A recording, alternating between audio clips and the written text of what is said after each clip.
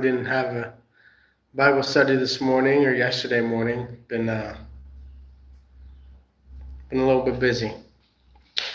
We got to get back into the swing of things. Make sure it's an everyday thing.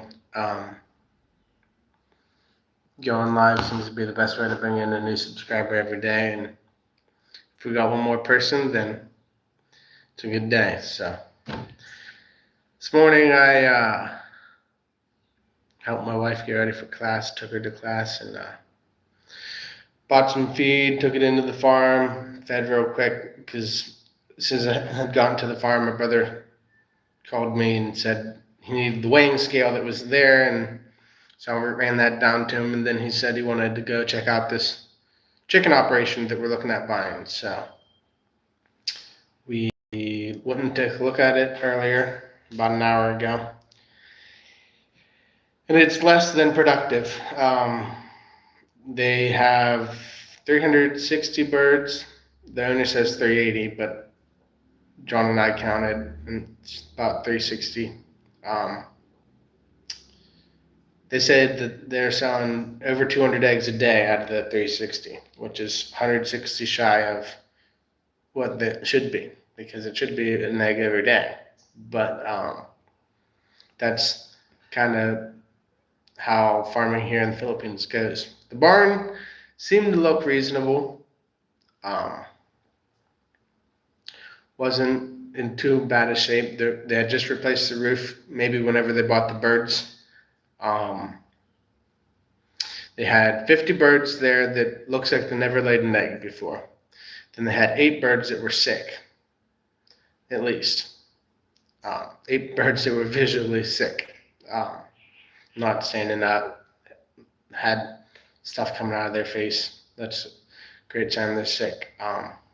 You got to quarantine them whenever they do that, because otherwise you just wind up getting the other ones in the pen sick, and they hadn't done that. So till we make an offer and have a purchase underway, it'll probably be a lot more, like 3 times that many sick.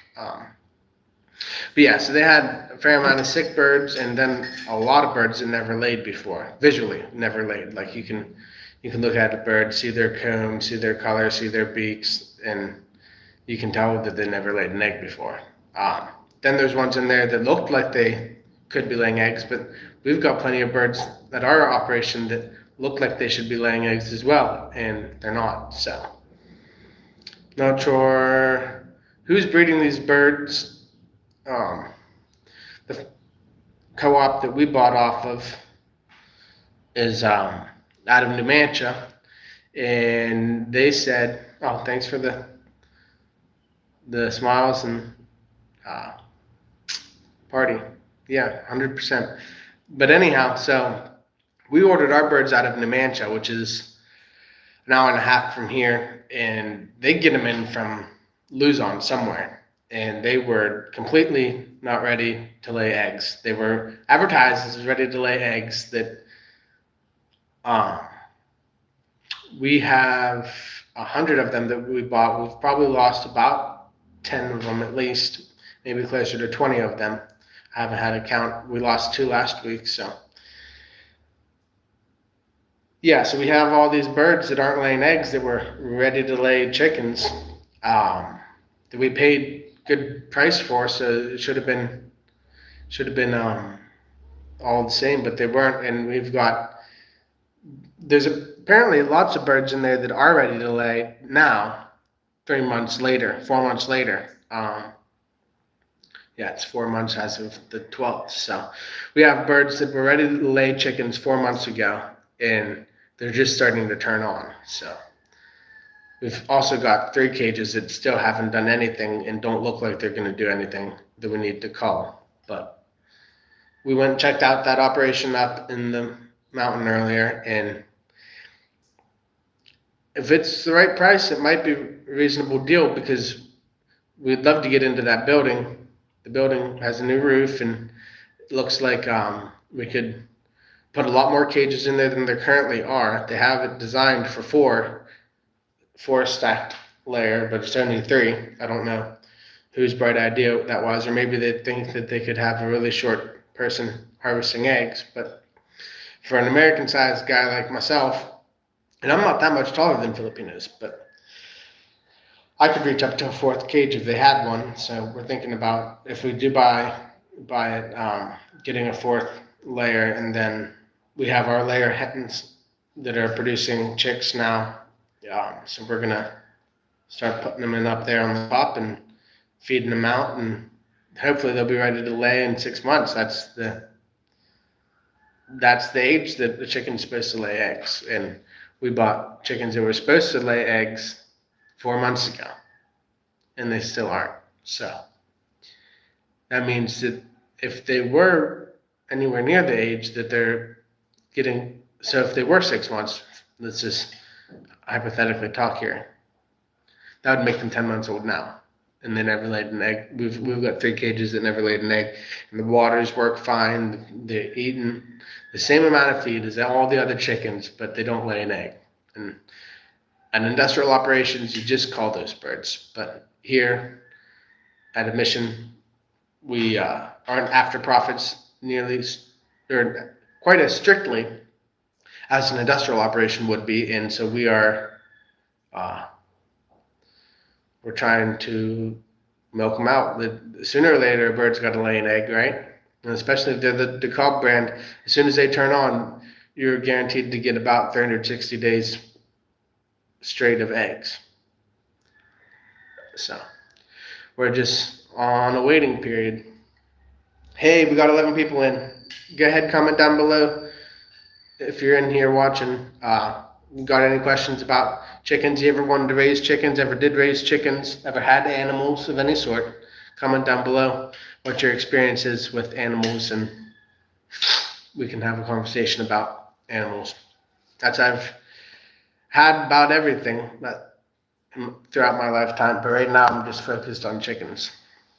And on the search for birds that I never had before, guinea pigs, pigeons, or guinea fowls, pigeons, and quail, because those are birds I never raised before. So if any of you guys know someone who's got some for sale, willing to ship them, I'm willing to buy. Let's get some coffee started.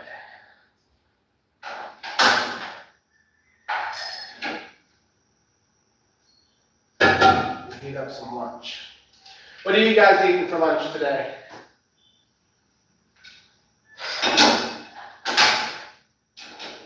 I'm eating yesterday's dinner. Like and subscribe if you're not subscribed yet.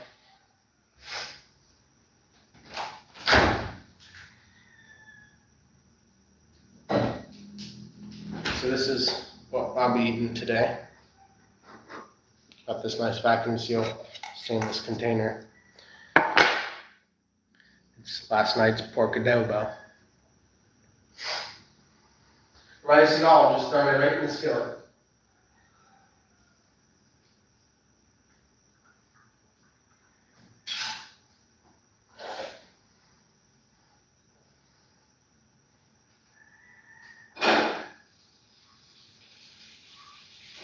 Probably just gonna eat right out of this bowl as well, because I don't like making dishes that I'll have to.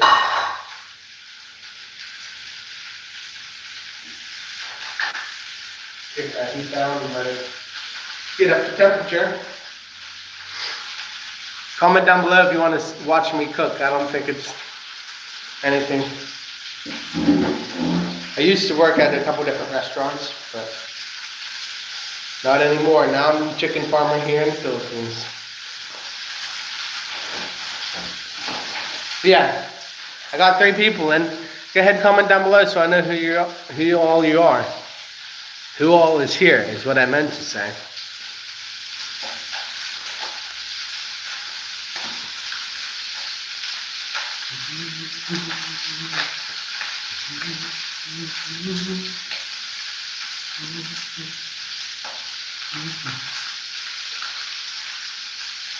Yeah, you guys missed my live earlier, or some of y'all tuned in, but I was looking at a new chicken operation.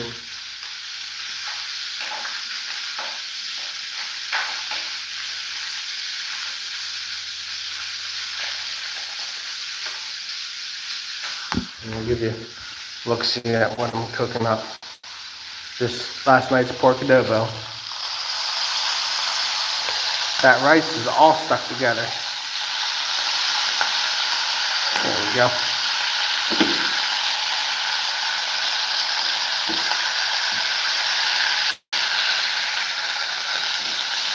Wow, whoever could do it live and cook, this is a lot trickier than what it seems on camera.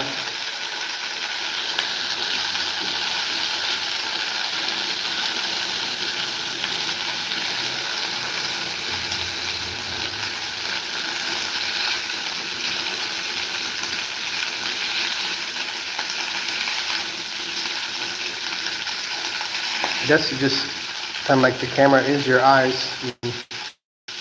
That way you focus on whatever it is you're doing.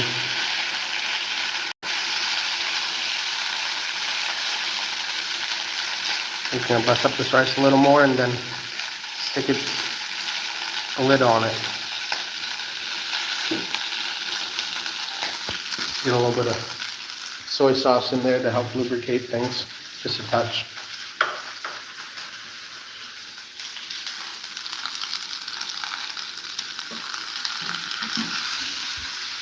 That was a little more than a touch.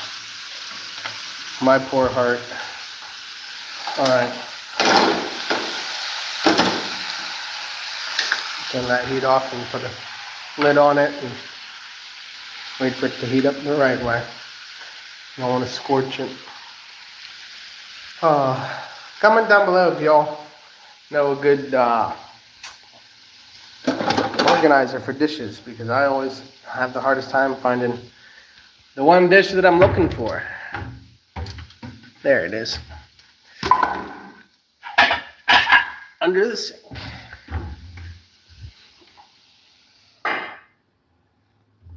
Yeah, we'll get off the live before we eat. I don't think that's a reasonable footage to share on the live, but I just wanted to get a couple of y'all funneled in, let you know what you missed out on, and to be sure to hit that bell notification, because the bell button to get notified. 5 likes, thanks all. That's above average like count. There's my bag. Get some water.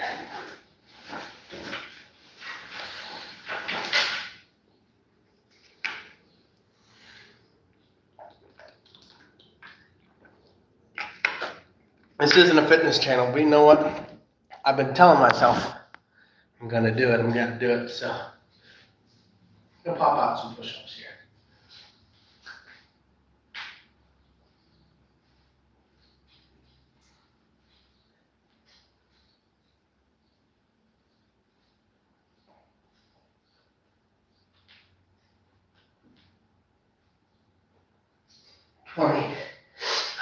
See if we can get some more.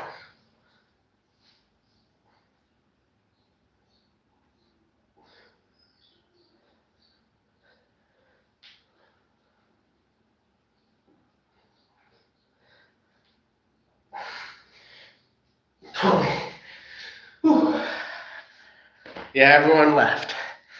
No one likes to show off, huh? Oh,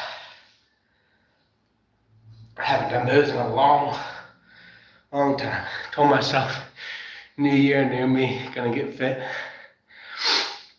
It's the first push-ups of the new year. We're what? Today's the 17th? 19th? Holy cow. 19 days of saying, oh, I'm gonna work out. Well, there's 40. I'll probably do 40 more after lunch if I can talk myself into it. Gotta do sit-ups and burpees and pull-ups and get to running, but wow. Probably gonna feel that later. 40 push-ups. I used to be able to do a lot more. I'm not gonna brag about how many I used to be able to do, because I can't anymore. I probably could have done a couple more than 40, but I'm not trying to hurt myself. That's some 200 pounds, y'all. And it's not all fat, but it's definitely a lot of fat. So hope I somehow encourage y'all to get in shape if that's what you want this new year. Everyone always lets himself go a little bit during the holidays, but I've let myself go for far too long.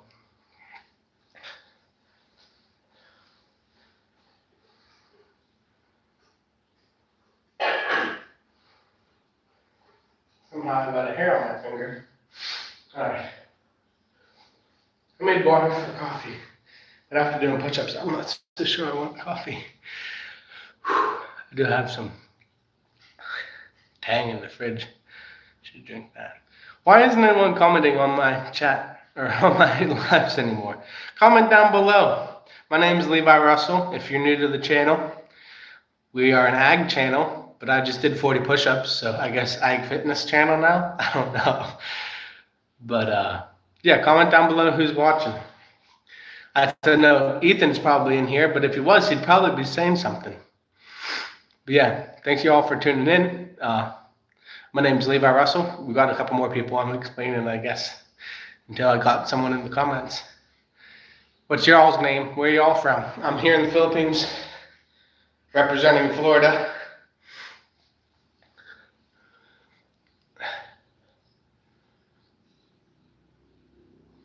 I'm married to a Filipina. Hey, Hapa, what's up? He's my comment buddy. How are you doing?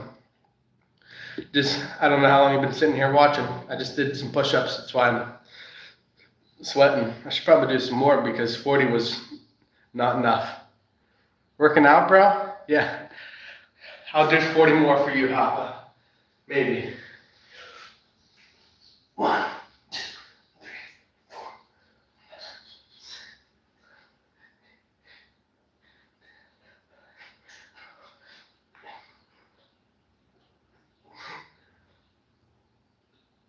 20. Ooh, give me a minute, Hopper. I'll get back on that. Ooh, 20 push-ups used to be so easy. 200 pounds makes it a lot harder.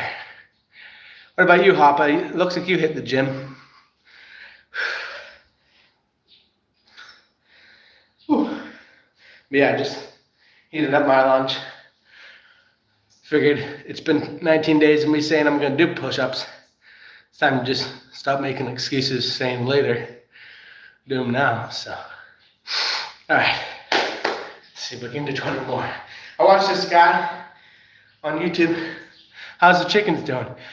They're still not above the rate of return or whatever. I mean, good. We've got eggs this morning, so that's a good day. But we need more eggs for how many we're feeding. But I actually got to check in the greenhouse later as well. But first, let's do 20 more. 1, 2, 3, 4.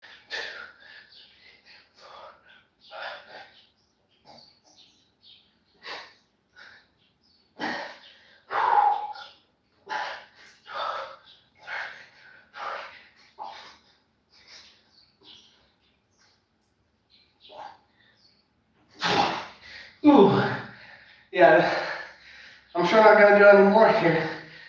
Oh, that was nice. You got any animals, Hoppa? Dogs, cats, anything? This is the way, mate. Hey, Kane Thornder, are you planning on working out every day? That's what I've been saying for 19 days straight. Today's the first day I took it seriously and repped out some push-ups. This is supposed to be an ag channel, not a workout channel. I don't know if I'll share it every day, but I'd like to get at it. I have a dog. My neighbor has a couple chickens though. Like brown lane chickens or Easter chickens or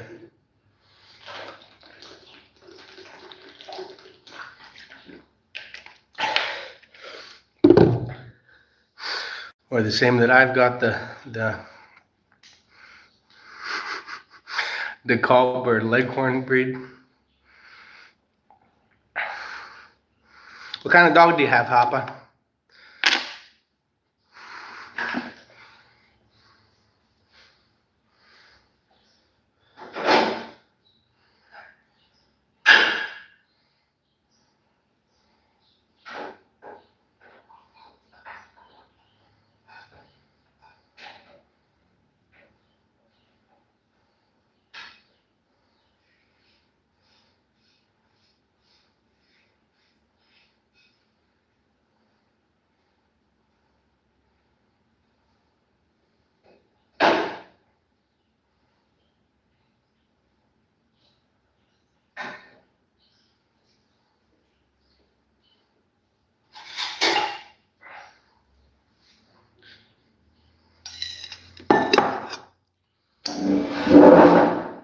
Not sure, but it's kind of funny because I live in the suburbs of LA.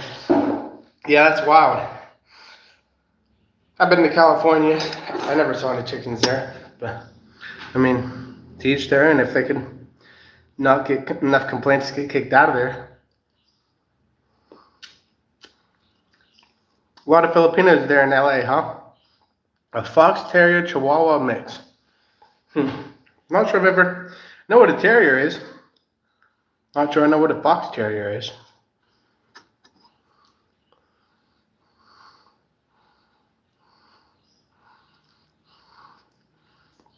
I'm not sure I'm so confident to actually eat in front of y'all. But I'll get rid of these bay leaves at least.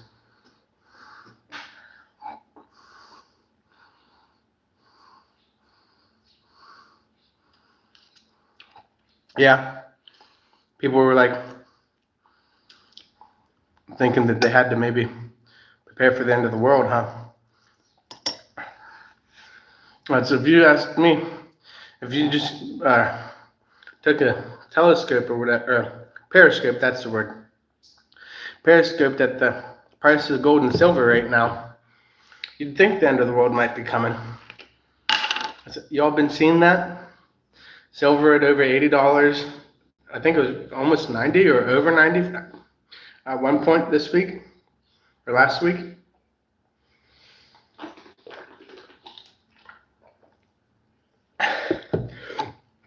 Gold's at its highest as well.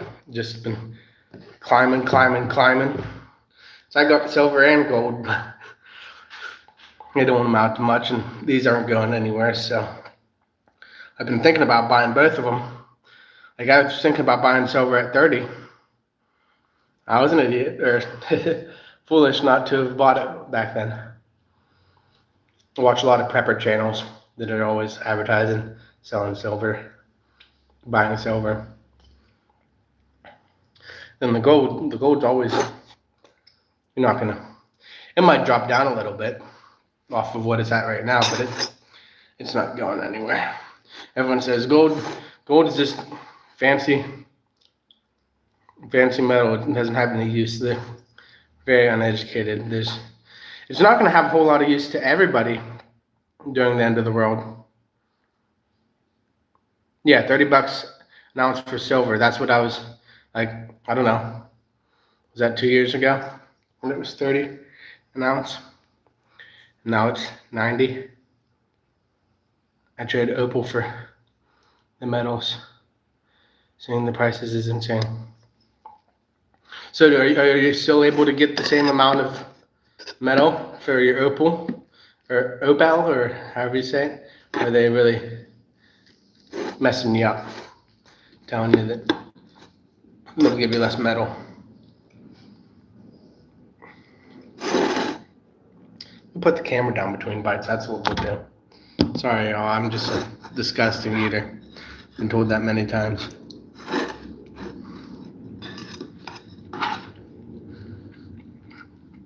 What can I say? I love food. Ooh.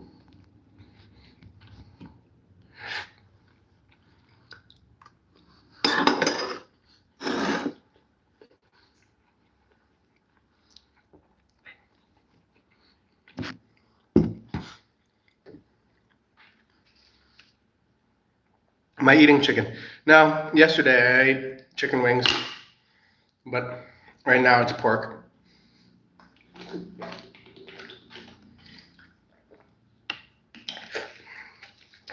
My wife's family came over last night, just half of them. We bought a half kilo of pork, and they don't eat a whole lot, so there were some leftovers. Not very much though, but enough to get me something through the day. But yeah, we definitely eat our chickens. Um, but we do also buy chicken, like the chicken wings that I made. I have eaten our chicken wings, but they're not the same as the industrial sized chicken wings. I heard that beef there isn't as good as American beef because it's too humid there and the cows can't put on fat. Yeah, the best beef here is the imported beef. You don't want to really eat the local cows. They're not very appetizing, I don't think. Now, if you're in a pinch and like they make bulalo and what else? They make a couple different beef soups that are pretty good. Gotta work on my posture too if I'm gonna start working out. They try to barter like fishmonger, so do I. I don't, yeah, don't much to survive. So they have to come up with the goods. Also, trade for various other things, diesel, livestock, chemical, electrical items. Where are you at, Kane? Are you in the States and you're trading for diesel, livestock, and mechanical and electrical items? Like, I thought you just had a stockpile of opal or whatever, but are you an opal miner? Central Australia, mate. Wow, that's wild. You're actually bartering for like almost everything, even though I feel like Australia is first world. I mean, but Central is kind of a lightly populated area and hazardous to live, I've been told, and it's true. It's unsafe to drink the tap water there. Even street food has ice cubes.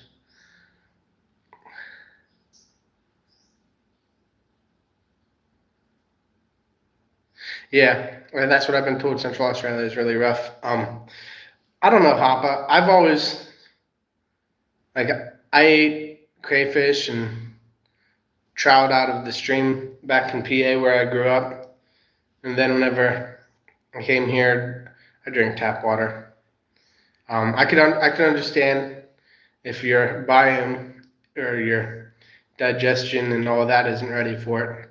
And like I've gotten amoebas, and like it's gonna be a rough week if you've got an amoeba that, but it has to be a different strain than because like I'm drinking water all the time that's not filtered water like this, but I do get filtered water for the family because you don't want to live and breath opal mining. Crowbar, pick, shovel, few metal buckets, a rope to haul the buckets up. It's rough as guts. Peaceful though. 120 degrees? Are you doing it in a volcano? That's wild.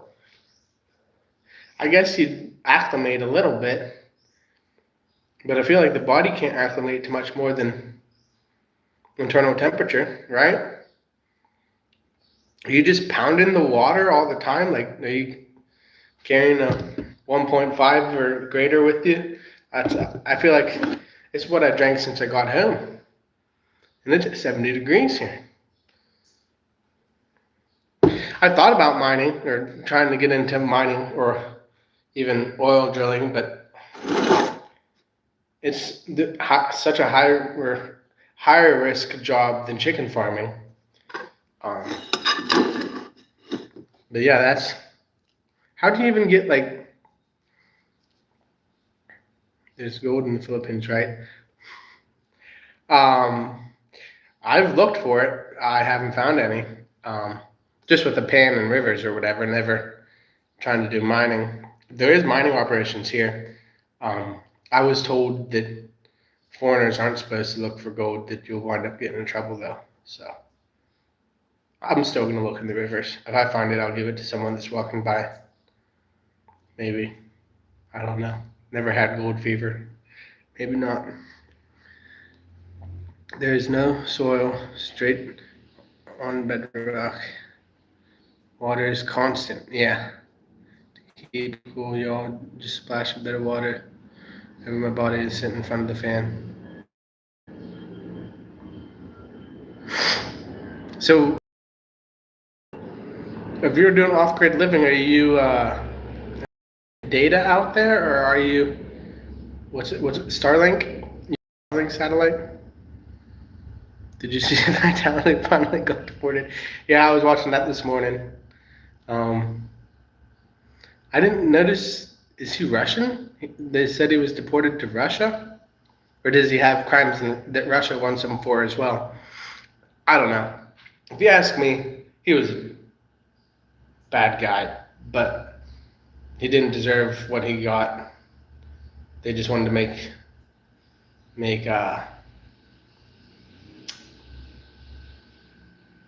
people know that the Philippines government will not take foreigners that are doing things. I mean, I don't really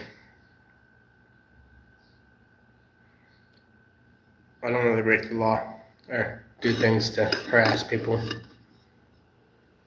I'm benefiting most people that I interact with, so I don't get into much trouble, but he was definitely a jerk, or not a nice guy, but I don't believe he deserved what he got. Yeah, he has dual citizenship with Russia and USA. Sending him back to Russia, I think it was harder to stream over there. I don't know if the US will take him back, though. Yeah, if you, like, the Philippines and US are good enough friends that they're probably upset.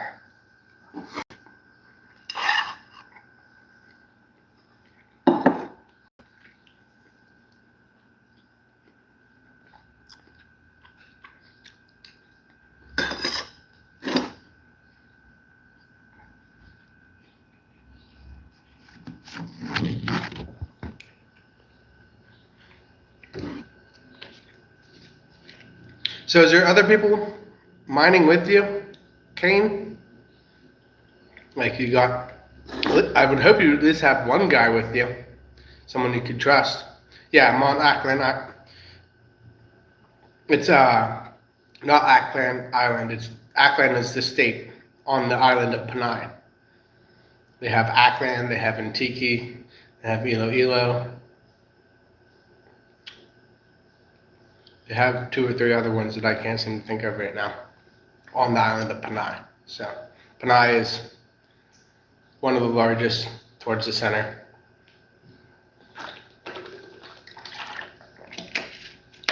But yeah, Aklan is the state on the island. And me and James and I believe the Colonel. I have no idea where the Colonel lives, to be completely honest.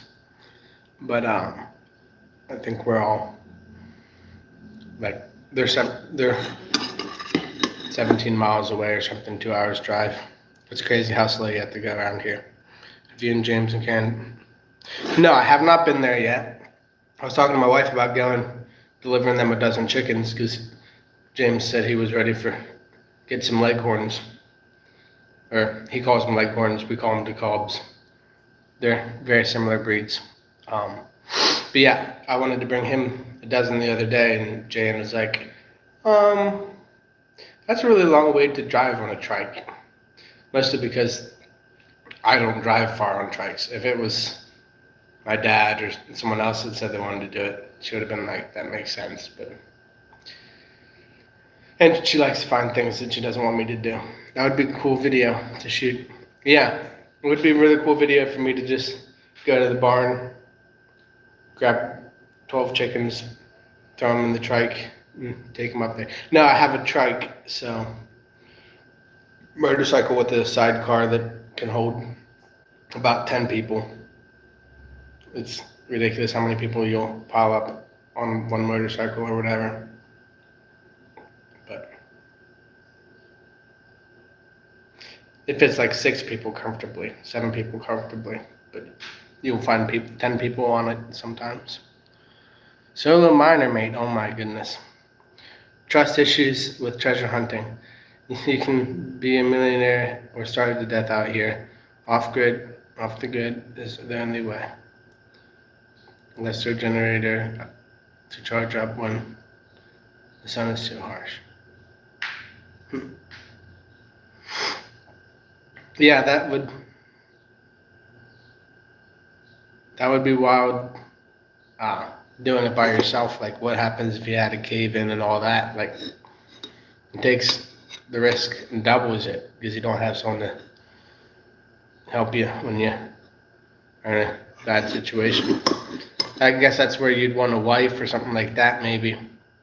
Someone who could check up on you if you didn't come home at night. But even then, you'd probably be too late if you had a cave in.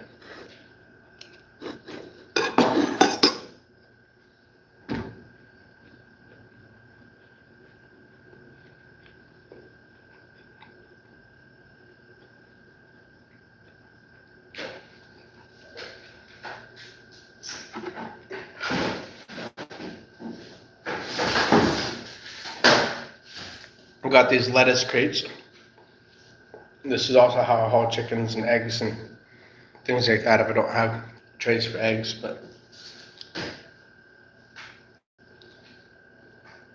I can fit at least 3 adult birds in there, so I'd bring 4 of those trays out to James and vlog on the way.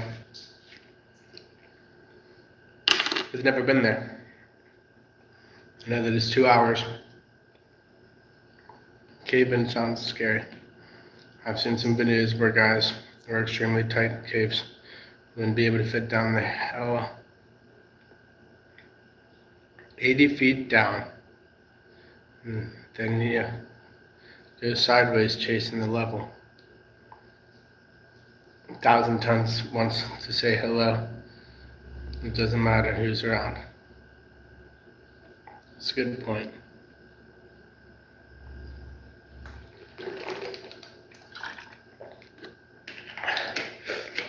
What I meant about a cave-in was like you get this far down in and behind you caves in, but either way, it's just, I hope you made your peace with God. Keep him on the line when you're down there. I mean, I understand if you're not religious, Kane, but it's vital to your luck of finding treasures and everything, I would think. I mean, I couldn't chicken farm without him on my side.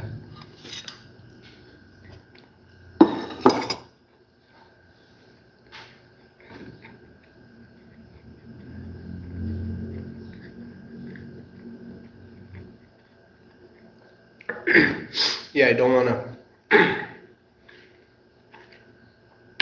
Have you ever felt like after having a conversation with him before going down, that he was telling you not to go down that day? Or, I don't know. Like, I always have a hard time trying to figure out exactly what he's asking me to do with my life. But, I have had times where I've had dreams or whatever that I could tell was celestial or God telling me that I shouldn't do something that I was thinking about doing. Do you raise any other animals or crops? Last year, we raised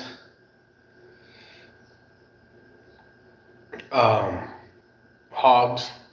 My brother's the only one doing it now. And then crops, we planted corn about a year or 2.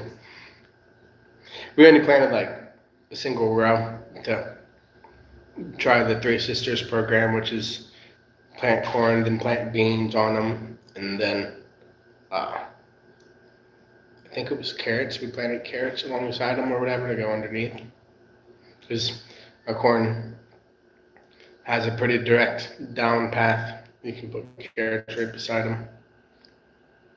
But yeah, we had sitaw, baguio beans, eggplants, okra, peppers, tomatoes.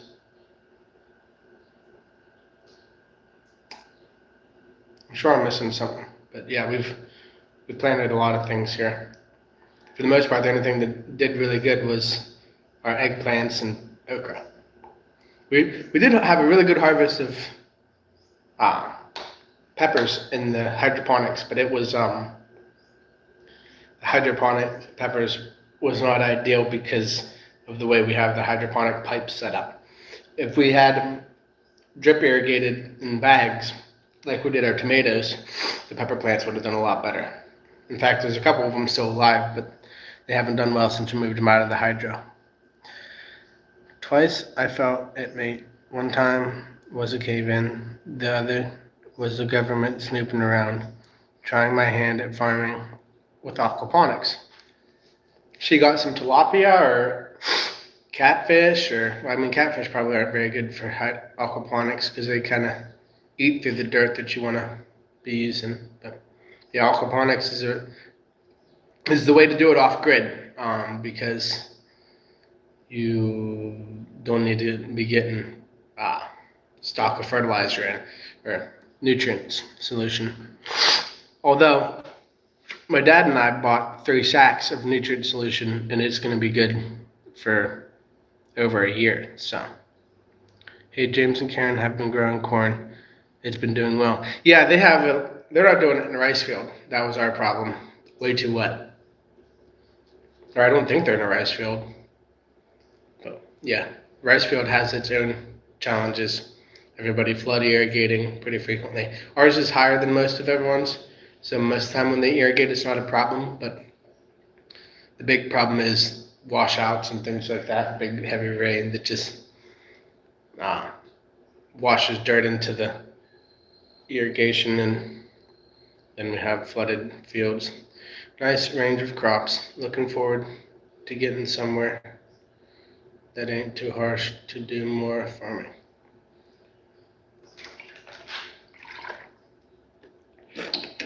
Yeah, I don't know that you could do much greenhouse farming there in the middle of nowhere, but that would be the best way to control your environment because it's plenty harsh. I had native perch. I know what perch is in the States, but I have a feeling perch is not the same there. The perch in the States are barred, like they have lateral lines down them, and kind of orange colored.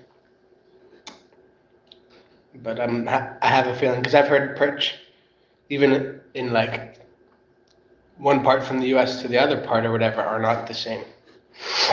Use native perch and avoid tilapia because of omega-6 content. The perch species uses called jade perch. It's more omega-3 than tuna.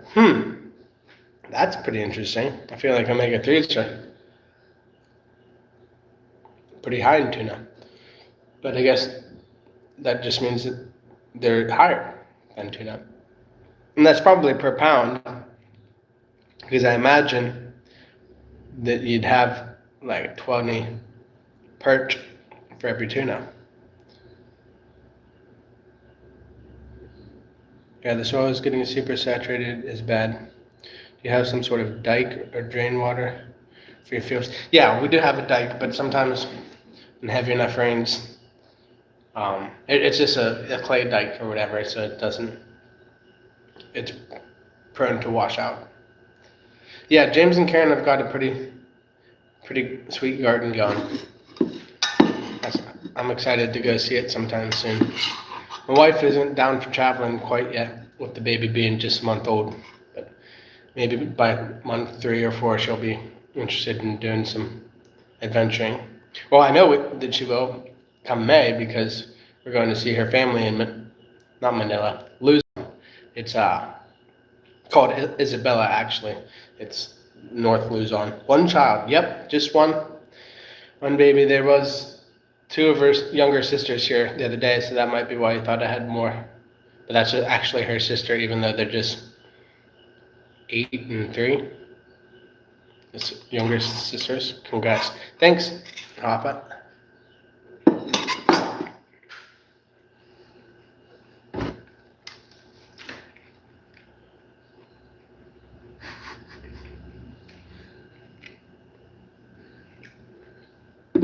Yeah, she is an apprentice. She's not even a month old, and I'm trying to teach her things. I doubt she's getting any of it. Level 1 human.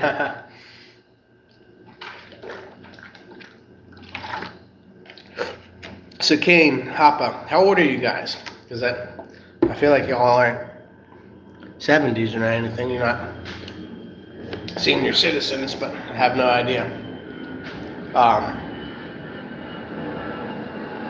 But yeah, I'm already trying to teach her different things. I started out with sticking my tongue out because I felt like that was a pretty easy one for her to learn. It was obvious what I was doing. I was sticking my tongue out in mid-40s. Okay, so you guys are a little bit older than I am, 26. Y'all have kids, or I guess, Kane, if you're doing solo mining, maybe not. I guess that's really not a good assumption, but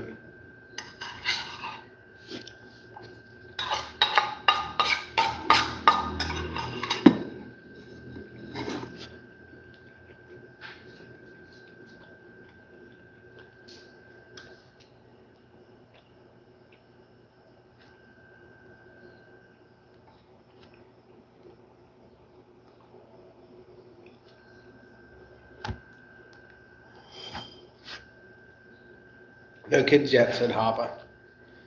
Trying to find the right one. They can be hard there, especially in California.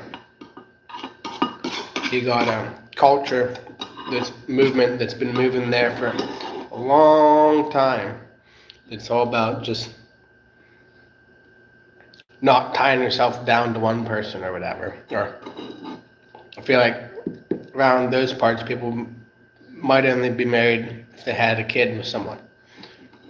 I don't know. Maybe that's a really poor assumption to make, but I left the States because I met a couple great gals that I would have wanted to marry, but they were all thinking they were too good for me, so that's fine. And Jan and I had a history, and I never thought that coming back here I was going to get with Jan, but I was coming here to find God and find love again, because I had been not making God part of my life. Yeah, it's crazy here. Yeah, I guess you're not supposed to talk about it on YouTube from what everyone's told me, but I had substance issues. Alcohol was a case a day kind of thing, and then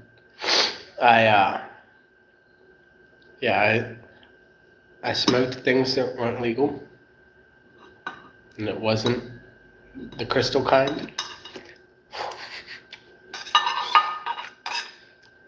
But in California, that's happening everywhere.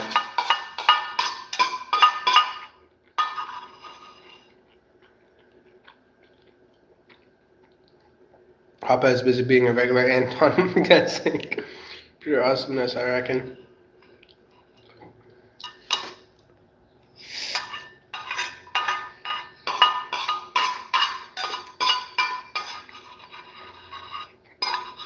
But yeah, I spent 6 years of my life living for myself, not caring about anyone else really, and decided to just turn it around. Now I live every day for God and whoever God wants me to live for, whether that's someone I'm serving in one way or another. I mean, I'm a businessman, I guess you could say, but heck, I give away more eggs than I sell most of the time.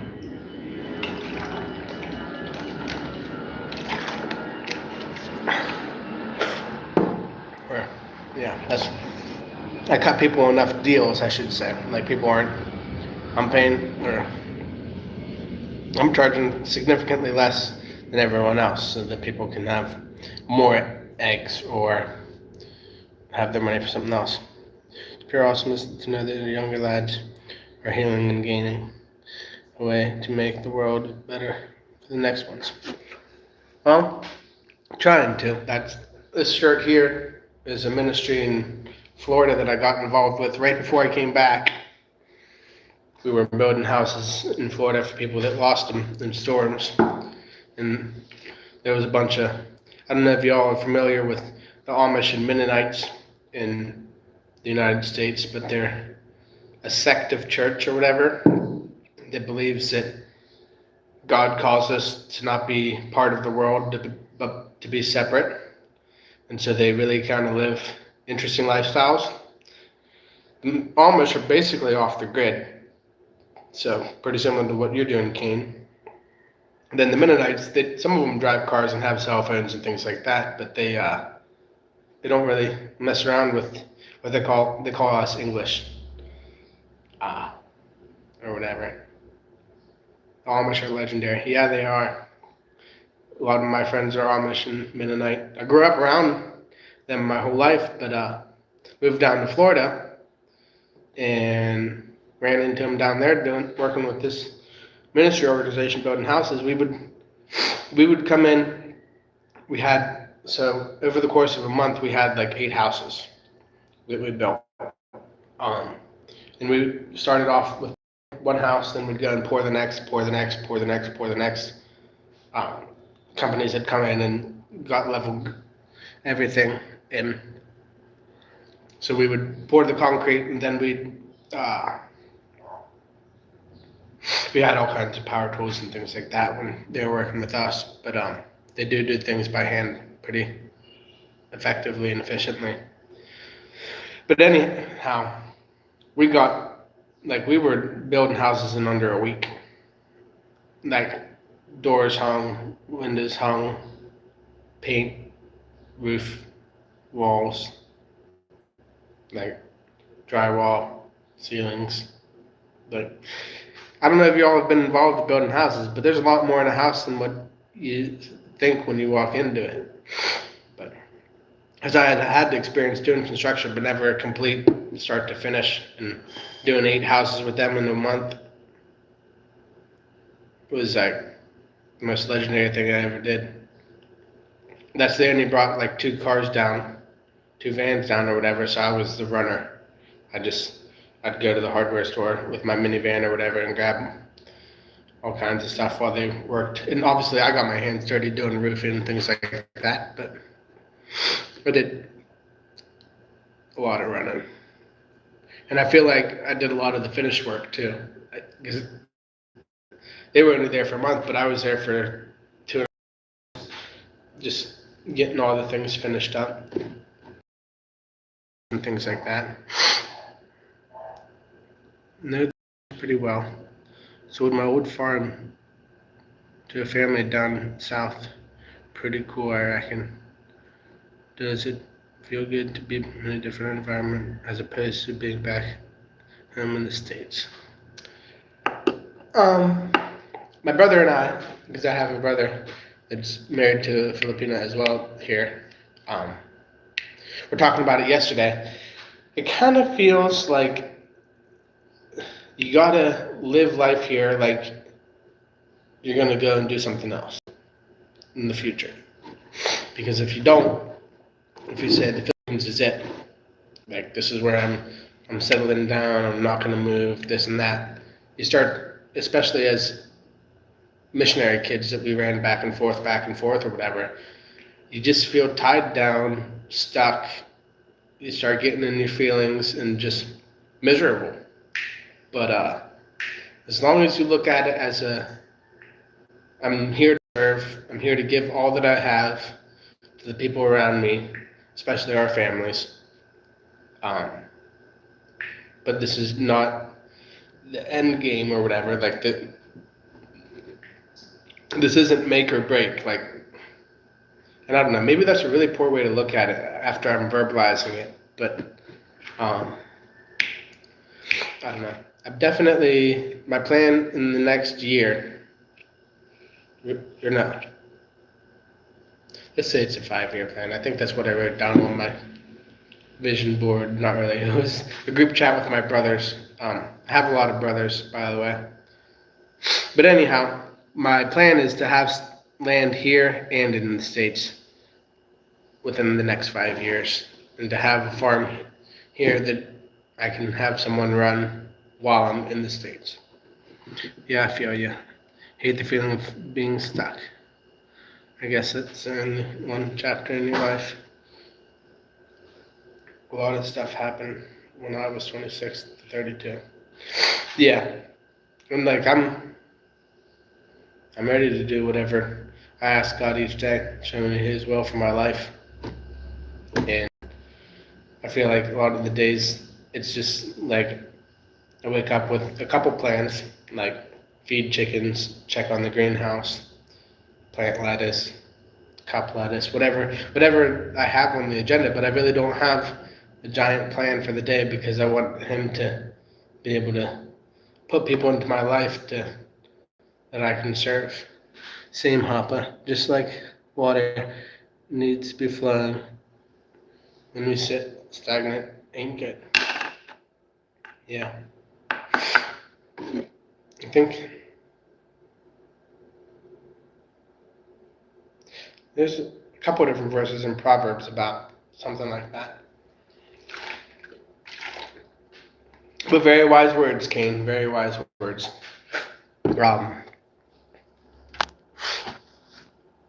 Yeah, let's. Can't believe we've been streaming 57 minutes. This conversation's really good conversation. You guys should tune in every time. I sometimes just sit here and talk to myself. But yeah, I'm open to go wherever He's got me to go. I'd like it to be back to Florida, but yep, too much stagnant water requires a ton of chemicals too. Yeah. Like I have dreams of, I went to Great Commission Bible Institute, we call it GCBI, Florida, back in 2016. It was the first thing I did as an adult, even though I was 17 when I went. And it was a Bible school, and I didn't really take it very seriously. That's when I started smoking. But I did learn a lot, and I did retain a fair amount from my habits. I reckon a lot of blokes need like Colonel Bellis, James, having their catch-ups. Oh, I'm sorry, I missed your chat, Hoppa. It's good for you. You are starting to work out too. Yeah, and that's why Kane was saying what he's saying. I was so confused what Kane was saying. But yeah, those guys ought to do something. But like, I'm not judgmental. I'm 200 pounds. So that's my healthy weight. I feel like is 180. So I've got to at least drop 20 pounds, which I've done in under a month multiple times in my life. I got fat and just went on a diet and started getting more active. But the wife says she likes my belly, but that ain't what I need to hear. I need to hear get in shape. But she's just trying to be supportive, I think. But yeah, I'd like to plant GCBI in another place, like another third world country someday. But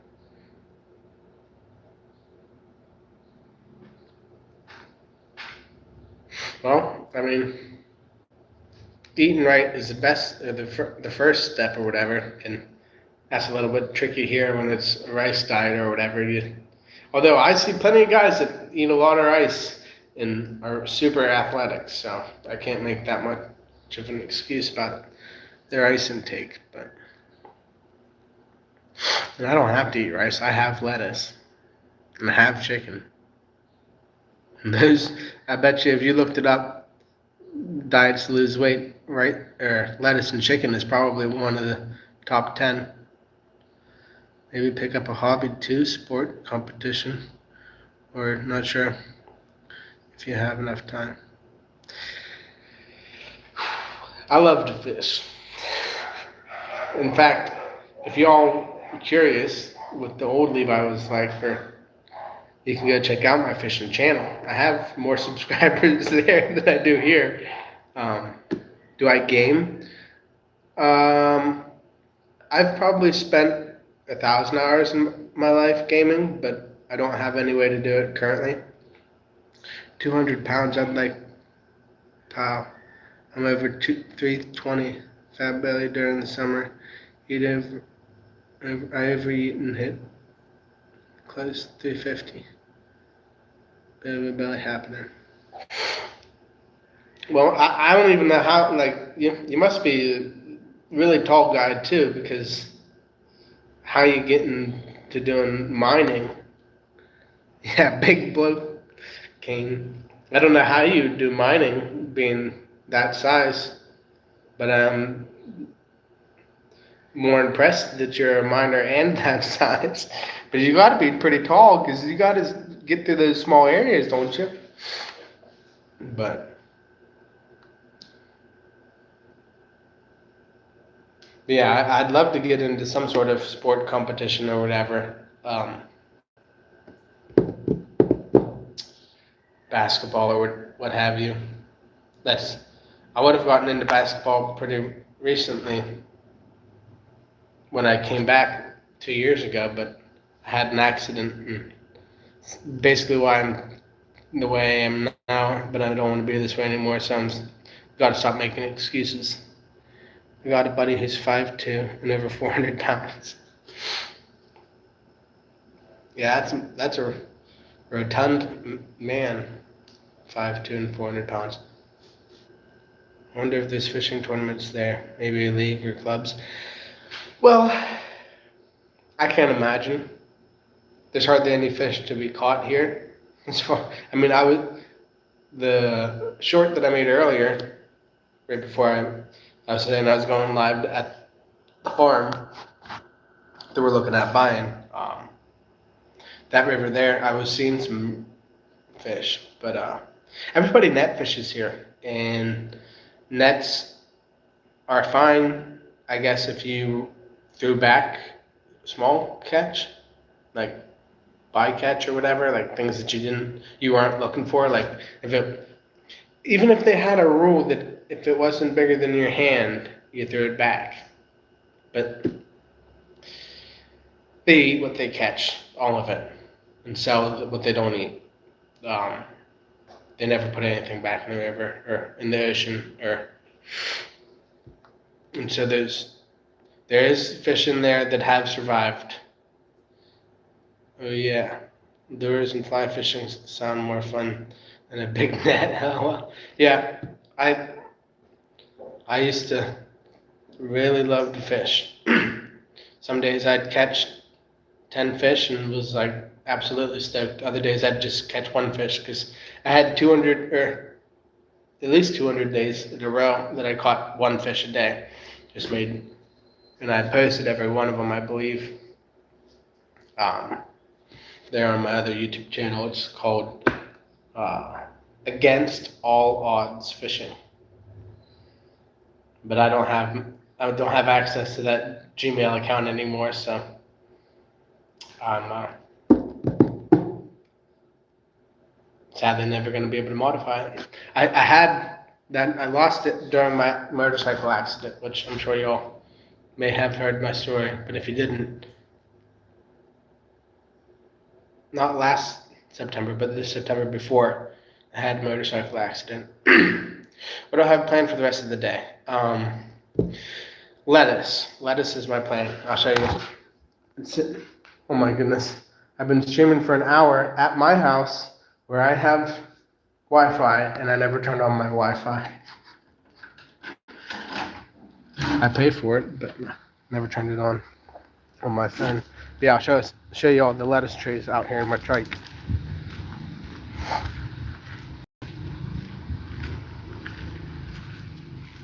We got 200 heads of lettuce started here. So that's the plan for the rest of the day. Go and get a spot ready in hydroponics to get 200 cups put in. Those ones don't need put in cups for another day or two, but I do need to get a spot opened up. Motorcycle accident, dang. Nice lettuce. Thanks, Hopper. But yeah, so I had a motorcycle accident, couldn't walk there for a while. And then just last December, I had something up in my foot. If I would have went 2 more days, I would have had to amputate my foot. So I hate doctors. We have a medical ministry here, and plenty of doctors prescribe things that aren't necessary.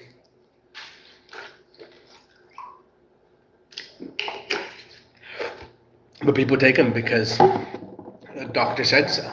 But I don't like doctors. I feel like they're out there to make money. And so I don't go to doctors. Even when I had my motorcycle accident, you can't tell anymore, I guess, but I came across the pavement pretty good here and here. I wasn't even going that fast. I was going less than 40 kilometers an hour, I would say. And yeah, I got my knee pretty good right on the cap. And then a couple spots on my belly, but I don't think you can hardly see them anymore. But yeah, I was in rough shape there for about a month. Couldn't walk, and then about a month and a half after the accident, I went to Manila to propose to my wife, and couldn't get up from my proposal. Got down on one knee, and she had to help me up. But I guess a cute moment. Was it a crash in the U.S. or the Philippines? The Philippines, yeah. My dad has a big bike. They call it a rouser here. It's 250, I think, 250 cc's. And it is significantly faster than the motorcycle that I'm running on the trike. But I was coming really fast, came around a turn, and then there was a truck on the road. So I got on the brakes, slowed down to the point that my shirt, because if you're going above 40 kilometers an hour on a motorcycle, your shirt's going to flap in the wind, right? So I didn't see my speed during the accident, but I slowed down. I came around the corner at about 50 or 100 kilometers an hour, or real close to there. Like I had been going real quick right before it, but I got real slowed down because I'm passing the truck, but apparently not slowed down enough to make an instant stop. Because this guy came out I came around the truck. This guy came out of a blind spot, didn't even look, came out on the road and smashed. I was off my bike before my bike had hit because I jammed the brakes, and I don't think I went over the handlebars, but the bike went down and I got beat up pretty good. But I never went to the hospital because it would have been. The guy that I got in an accident with, I had to pay for his hospital bill. The police impounded my dad's bike, told me they would deport me if I didn't pay for the medical bill. So, paid $150,000 for his medical bill, $3K, which isn't that bad, but I didn't have any money. So my dad paid it, and I'm slowly paying him back because I only make $500 a month. But anyhow, I didn't go to the hospital because I didn't want a 100,000 peso bill or $2,000 bill for an accident that my parents could help me get better at. Sorry, didn't read the chat's been talking. Holy Toledo, man, bat.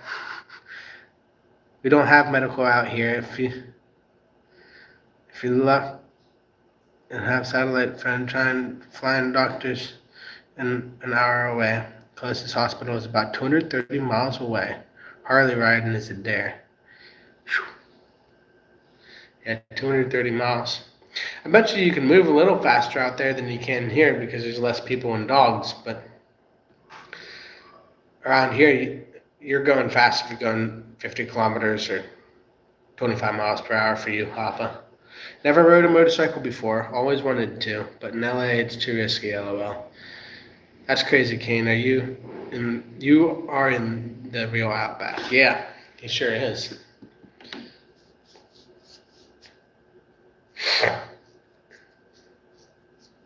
Yeah, I wouldn't ride a motorcycle in LA either. Now, I guess in the States you have to have a special license for motorcycles, don't you? That's why I own a motorcycle in the States, but I only drove it home from buying it. There was just a small Honda Rebel. That would be what I'd suggest you get, Hoppa, if you ever decided you're gonna get a motorcycle. Get a Honda Rebel. Get a '90s one. You can pick it up for like $1,000. That's I picked mine up for 800, I think. They're real small, real easy. Theoretically safe because the top speed is like 60. But like I said, I wasn't going that fast during my accident. But I was wearing a helmet. I would have had a head injury because there was damage to my helmet. But the guy that I was in the accident with was not wearing a helmet. And he did get a head injury. Australia is one of those giant trucks that has 50 chairs. I feel like that's got to be South America, Hoppa. But maybe they have it in Australia as well. I mean, it would be pretty effective way of getting things moved. But they do crazy things when you get out in the boondocks. Class M license for motorcycle here. You would be down to get a Honda or Kawasaki Ninja. Yeah, Hoppa. Road trains have right away. Out of this way. About 5 trailers. Okay. That's what I was about to say. 50 trailers. You got to get off the road into the bush. Last trailer slaps around. They have to travel. You've got quite the vocabulary. I had a guy in here the other day that his only vocabulary was the F word. Had to get rid of his comments. I use the F word all the time. Not all the time. Too much though. And so I don't blame anybody for using it, but figure out something else if you're going to type it. Especially whenever there wasn't anything to be mad about.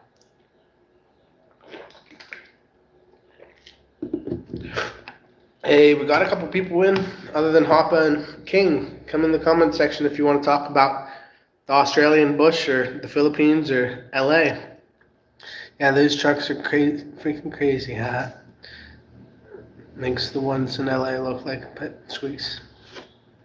Yeah, I imagine in LA you can't even run a trailer system because you got enough traffic and other things going on there.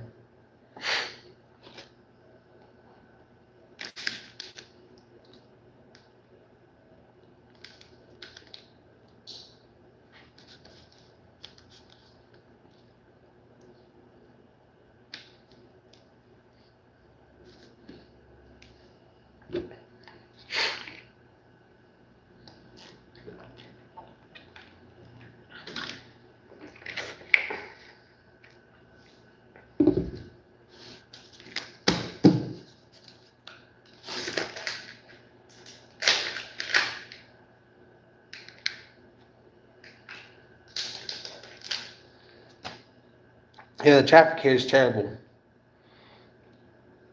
During peak rush hours, across 20 miles, it took 4 hours. That is wild.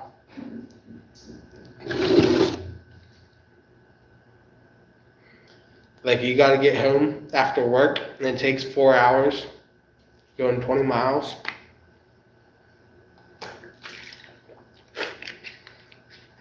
It takes 2 here. That's just because you're not going fast. Too many dogs to hit. Would you rather be in Australia or the Philippines? Well, what kind of work do you do, Hoppa? Maybe you could go remote.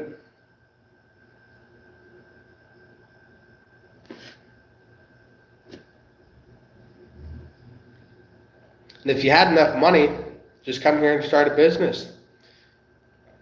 by a chicken operation like I'm planning on doing this week. Yeah, miss me with the traffic. 2013 was the last time I had to deal with it. During the winter, I might get 1 or 2 cars per day. During the summer, it's lucky if you get one a month. Wow.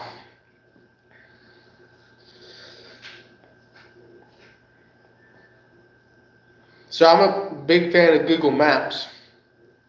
What's the name of the nearest town to you, Kane? I'll check it out on Google Maps. Or Google Earth. Google Earth is even a lot better. That's an my way around Google Earth pretty well. Never been very many places, but I do know. Want to Team USA for judo. Trying to qualify for the Olympics. You're in school for what? I feel like judo would be a really hard way to get into the Olympics. Being in the middle of nowhere sounds pretty peaceful. Well, I'm in the province, but it's not very middle of nowhere. There's 10,000 people in a 4-mile stretch here, all piled up near Baraka. Recreational therapy. So that's like, not horses, right? That's equine therapy.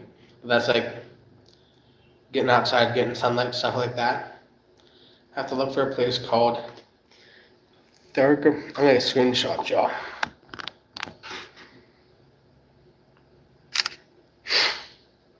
Alright, Thurgam, okay. Just because I never really looked at Australia in a long time, at least.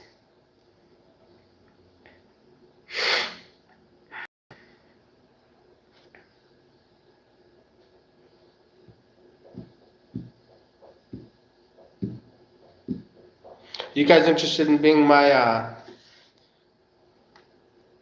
moderators? I was trying to get Nielsen to be a moderator.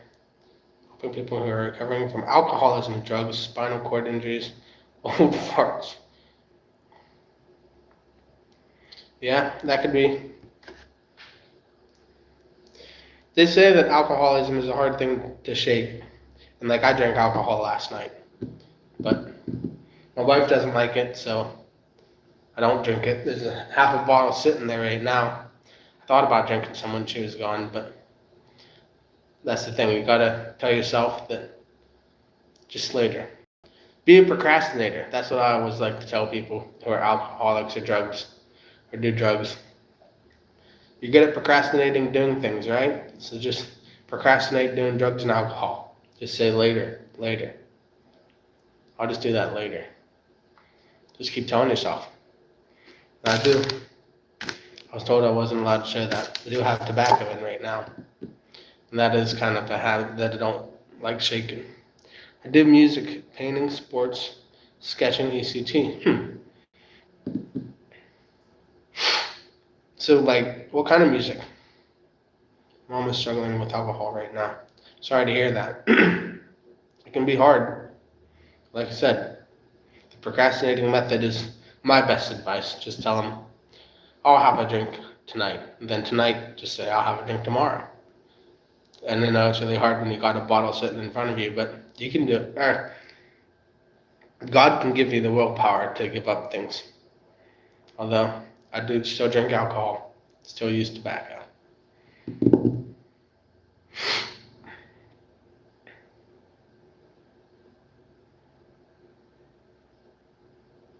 Basically, any types of music to be the patients want to listen to. What instruments do you play? Piano? Guitar? What about you, King? You got a guitar sitting there at your place? That's a good way to pass the time. YouTube's also another good way. I wish I could do moderating internet. issues and obligations take most of my time. Rarely get time to get away from the opal and providing care for my mom on the other than different able person. So your mom lives with you? That's or near you? I just do stuff on speaker. Oh well, I can be a mod. All right. How about you're gonna be my first moderator?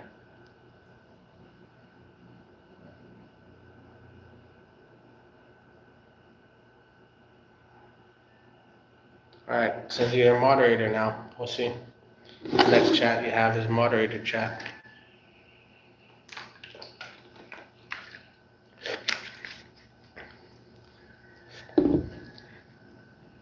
Did your mom go to church, Hoppa, or have a relationship with God? That's probably the best advice. That and procrastinate would be, let's go. Ha ha ha. Thanks, man. Yeah, try not to block a lot of people. And small enough that I even want the haters right now, because haters are views too. Trying to learn guitar. I know piano. Yeah, mate. I built a cottage for me and my mom to live in. Build another house for their person. Okay. So you know all about construction, huh? Do you pour concrete there, or do you just kind of do other things for building a house?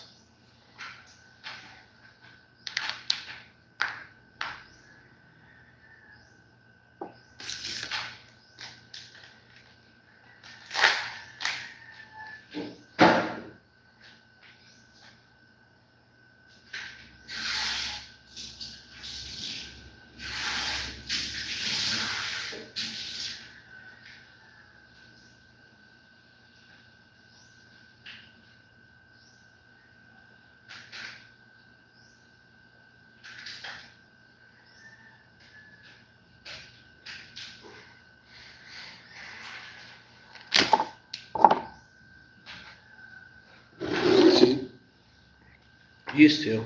Was Baptist as a Christian, but haven't been in years.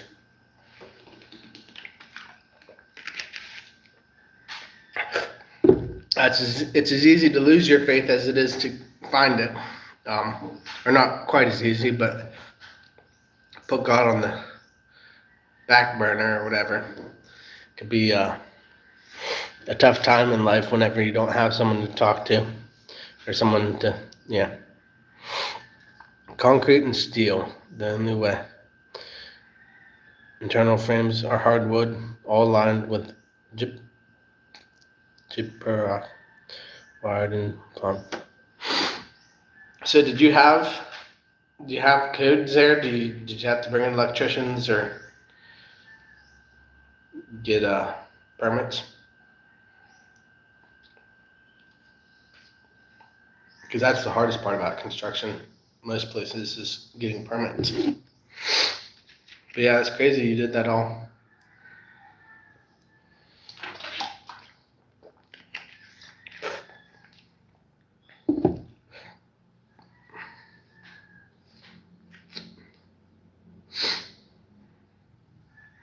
I notice I've been trying to pray a lot more.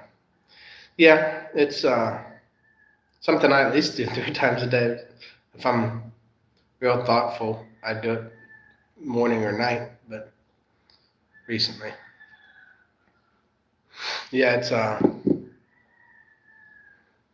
it's important to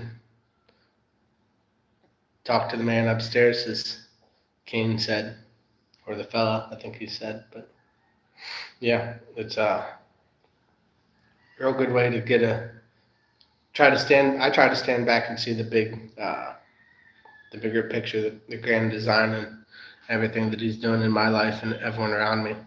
No trades. Gypsum rock is what you guys call drywall. Yeah, I've heard people call it that as well. Permits for those people who love the government. Yeah. If you're out in the middle of nowhere, no one's probably snooping in to figure out if you had them. Did you get anxiety or panic attacks?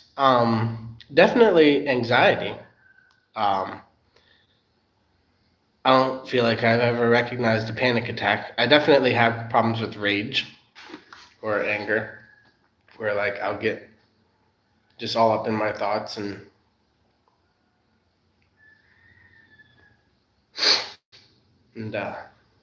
yeah, just let everything boil out instead of giving it up to God or holding it down to the point where I do give it up to God.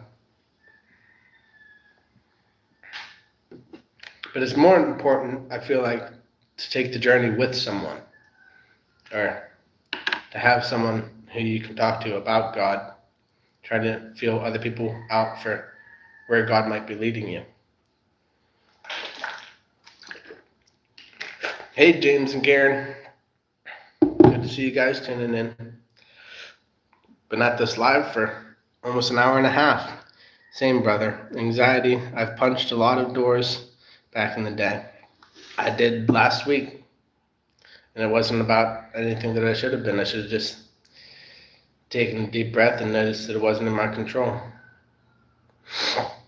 Because that's the thing that I've come to realize in the last 2 years is that you're really only in control of what you think, what you say, what you do. Maybe a couple other things, but what other people do, what other people say, what other people think, never going to be able to control it. Animals dying, people dying. You're never going to be able to have control over those things. You're just in control of yourself. And sometimes, if you don't allow yourself to take control of yourself, then you get in a bad place real fast. I'm nearly 25 years clean. Anxiety is kind of an issue at times. Same with anger. One of the reasons I have isolated myself to be far removed from the enough in society. Yeah, it's anxiety and anger. I feel like kind of go hand in hand. Yeah, I haven't had any panic attacks. Not that I could realize as a panic attack, I guess.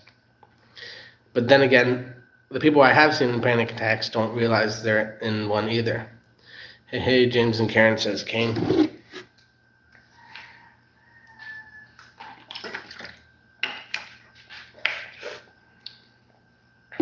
Well, 2 liters in, boys. Men. Working out is a great way to keep the mind busy. Yeah, it is.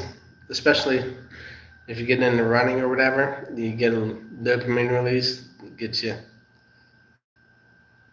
feeling different. It's and I've never experienced that in other workouts, but running, if you get running hard enough, long enough, then you hit that dopamine, and it seems like you can live in the moment. Just focus on your breathing, things like that. Yeah, definitely got to get into more than just push-ups, but right now I'm pretty exhausted from those 80. I can't believe I did 80. It's been so long. Well, I guess I shouldn't say 80 because it was multiple sets, but I hate running, but I have to do it. Yeah, running is not. There are people that do love it, but it is not something enjoyable for me either. I know it's neurological. Why I need to find my treasure. Move up to a place where I can finish healing. Growing up on the deep sea trawlers and open mining has taken a toll. Deep sea trawlers. I think you're gonna have to clarify it. Like deep sea fishing, or mining, or oil rig. I'm not sure I know what a trawler is. Yeah, it is great. It's the first step. Yeah. I used to be able to get in 1,000 through a couple different reps or whatever. A couple different sets. I mean, back in the day. I'd like to see myself get back to doing at least 500 by the end of the week.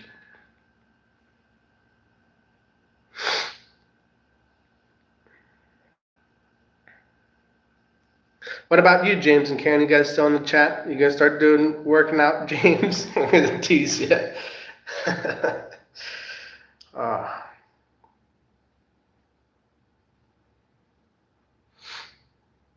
yeah, we're now over an hour, 30 minutes streaming. I can't go too much longer, y'all, but it is way too hot to be doing work right now. I would stretch too. Yeah, that would be beneficial so that I don't get in a bad situation with my muscles and ligaments. Deep sea fishing for prawns, shrimp, scallops, whatever the fish we could catch. You got this, Kane. Keep fighting. Yeah, man. I believe that, like I was saying, you've got self-control. It might be hidden down in there deep. You haven't been able to muster the courage to be the person you want to be, because that's the key. Make a dream of the person you want to be and practice it every day. Practice makes perfect. That's the truest statement. How much longer are you going to stream for? I don't know. I definitely got to be back in the field by 2, but got to get eggs and get those lettuce to the greenhouse and get a spot opened up for them. But I can stream here for a little while yet. Like I said, it's mega hot out right now. No reason to go out there and hop on. My motto is, don't let the fear hold you back. Struggle with it at times. Then a spoonful of concrete and harden you up a bit. I hope you're joking about concrete, man. I'm allergic to concrete to some extent. Whenever I mess with it long enough, I break out. But definitely still do it. Okay, brother. You gotta be comfortable with the uncomfortable. That's true too. You gotta do. There was an AI, I think, video I watched yesterday, or maybe it was a real guy that said it. He said, in order to achieve goals that you've never been able to achieve, you have to do things that you've never done before. And so that's another good way of looking at it, that you just got to start doing things you never did before if you want to achieve goals you never did.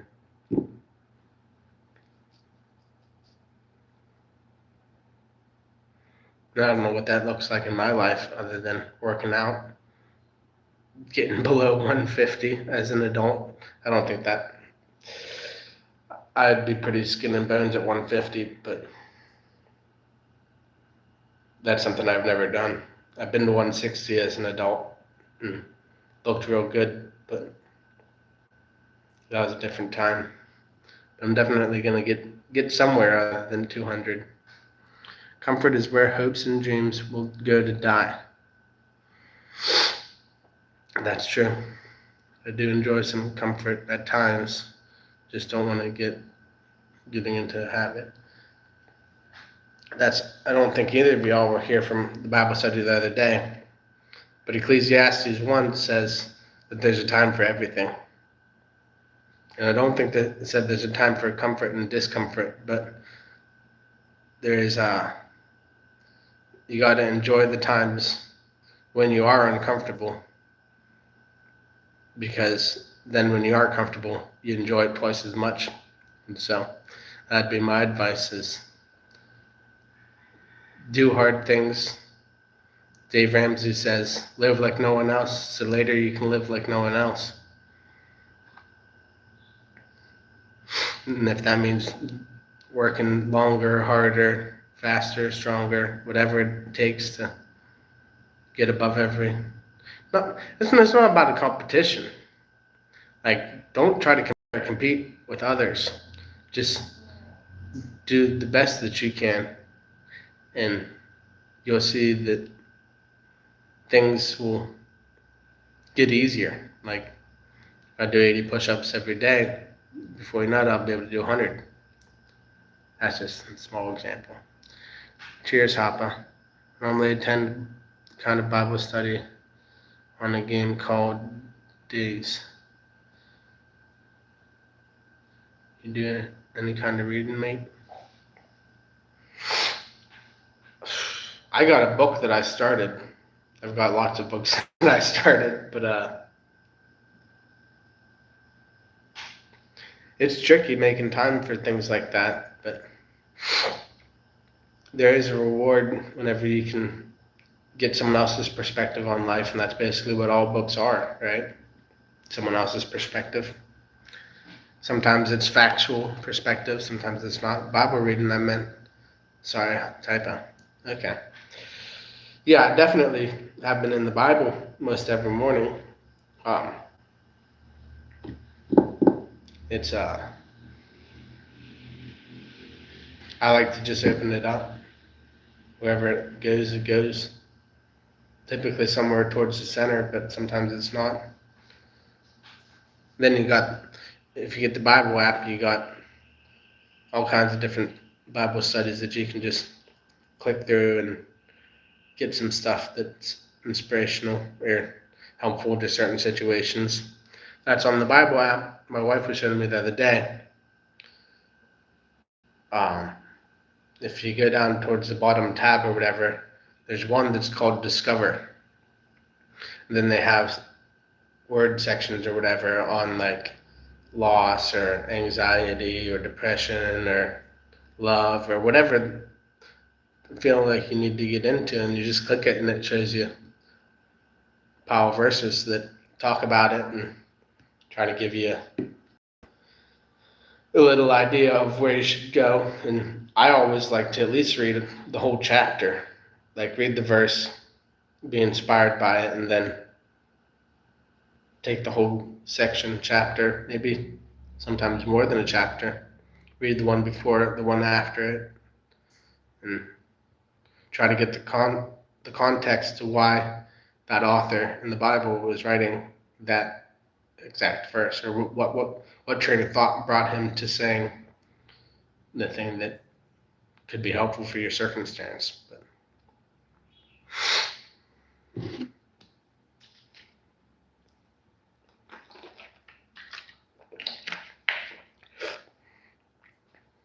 yeah, Bible reading is crucial to I downloaded the Bible app and have been trying to read it more.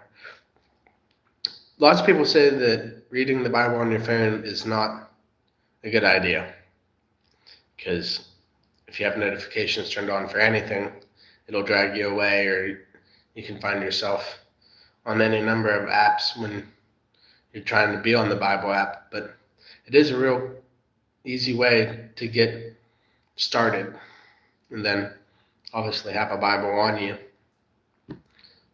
that you can transfer to if you wanted to read it in a different translation, or if you wanted to read without distractions after you've been inspired by the Bible app. But the best thing to do is to set the notifications onto the Bible app. It'll at least notify you once a day for the verse of the day. Then you can just explore. Gotta find my mom's book, or at least order paperback. Yeah, it's But yeah, if you have a Bible, don't put it on a shelf. Put it in your bed. Put it on your nightstand. Put it by the door. Put it somewhere that's going to be in your way. That way you get into it. Because otherwise, if you put it on a shelf, you just forget about it. Anything to get closer to the Word, I reckon, is a good thing. Yeah. That's it is definitely true that getting in the Word, or putting it in a position where you use it regularly,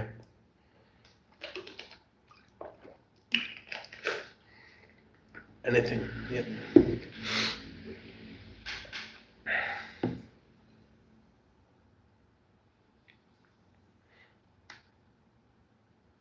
There are super regions in the Philippines, right? Super religious, I think, is what maybe you were saying. I'm not sure what you mean by super regions, but they are super religious, if that's what you're asking. Um, they are mostly Catholic Baptist, from what I've seen. Yeah, sorry, religious. Yeah, they are Catholic Baptist, and I mean, there's a fair amount of Muslims down south, and there's a fair amount of Muslims in Baraka as well. And honestly, sometimes I love talking to them, especially if they speak English well. But I feel like the Muslims are they're so close to having it figured out. Or, like, from what I understand, I'm not much of a history buff, but the Muslims were part of the Bible in the very beginning. Cain and Abel. Um, whenever there was a split there. Well, no, it was after that. It was Abraham. I'm sorry. Abraham had Ishmael. And Ishmael, I believe, is where the Muslim religion got started.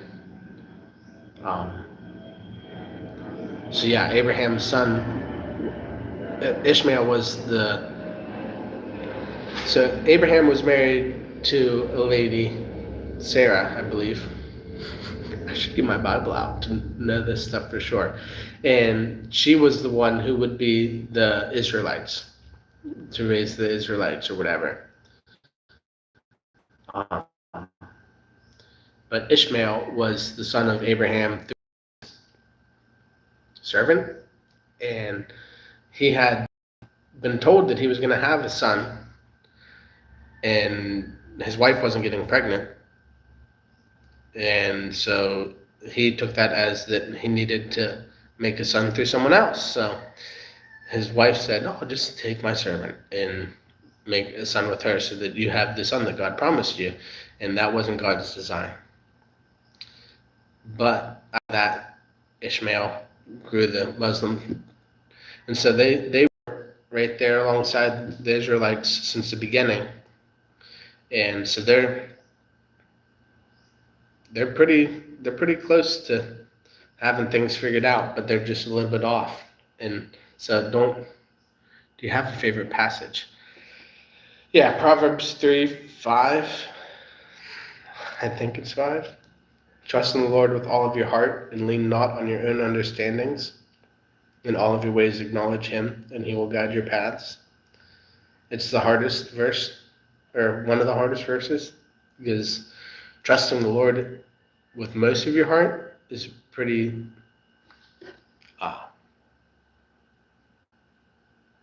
you'll find a lot of people that do that.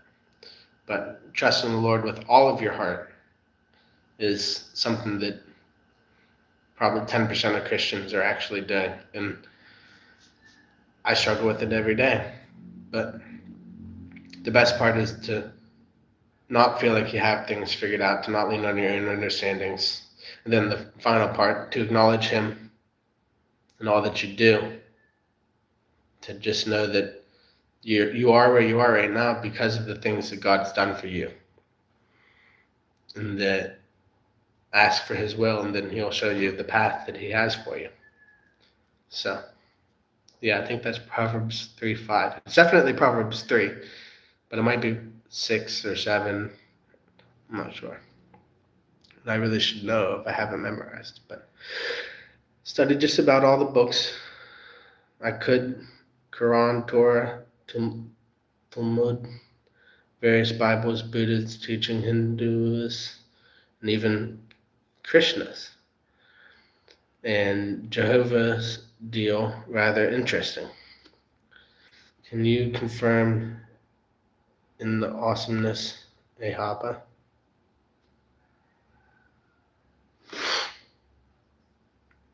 Yeah, here, I mean, I can grab my Bible, see if it is Proverbs 3:5.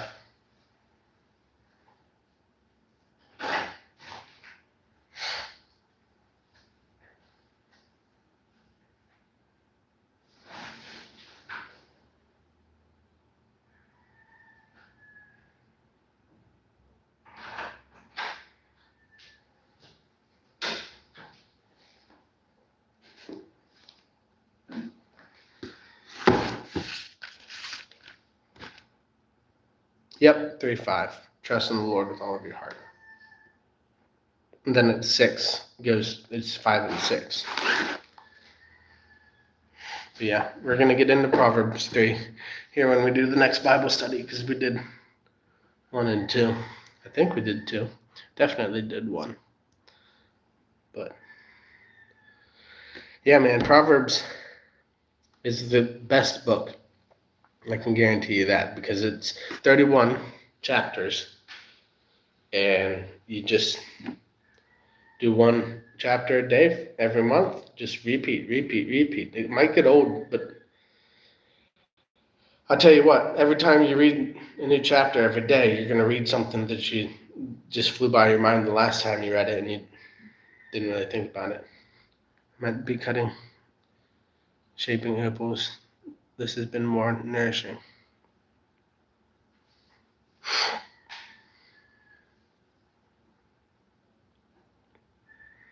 So how do you do that? How are you cutting and shaping opals? You have a wheel cutter set up, or is it a handsaw, or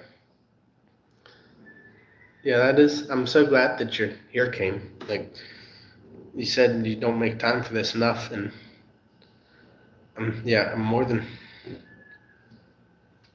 thrilled to have had you both in for this time. As I'm not sure that I've ever had a live that we've had long form conversation like this. We'll have to try to find a way to do it again sometime. Is it about right after lunchtime for you as well, Kane? As I imagine. Hoppa, you're up 2 a.m. almost, or maybe I guess you guys are an hour behind right now, so it's just 12:30. A concrete saw. That's what I was kind of been picturing. Slice the stones open and find the grinding wheels to shape and polish. So you have like a electric grinding wheel? Or are you talking about grinding wheels for um that's also because when I think about it, I think of it like a somewhat like a lathe or the center motor with one polishing wheel and one grinding wheel, right? Is that what you're talking about? Yeah, brother, it was pretty cool live stream. 3:30. Okay, so you're 2 hours ahead of us. I guess you are further west. 9:30 here. Oh yeah, you're on the west coast. Duh. I'm always when I think states, I'm always thinking East Coast, and I always forget there's 3 hour difference. As I lived in the West Coast for a couple months, worked on sailing boats there in San Diego. I have a terrible insomnia, so I usually fall asleep about 5 a.m. Whew. So you're getting up like 2? I've been watching all the expats videos and live streams. Feeling pretty tired right now, though, so hopefully I can fall asleep at a decent time.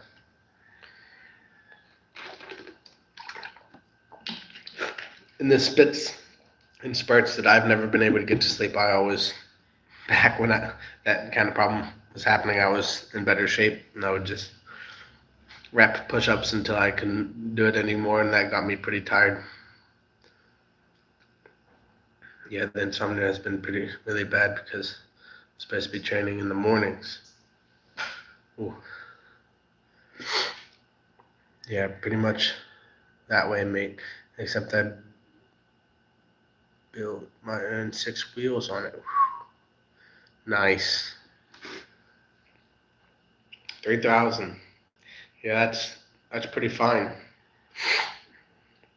That's the most fine sandpaper or thing I normally polish things in is 600. So you're way above me there, and I've never polished stones, so that's why.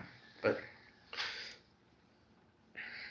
what do you sell an opal for whenever you do sell it instead of trading?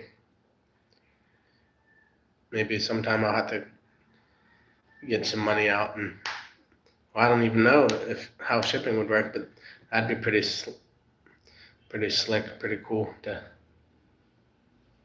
have an opal from you, Kane. Do you stretch before and after workouts? Not normally, no. When I did sports, yeah, I always stretch before and after, but you're still young. But as you get older, it gets a little harder, and you tend to do less.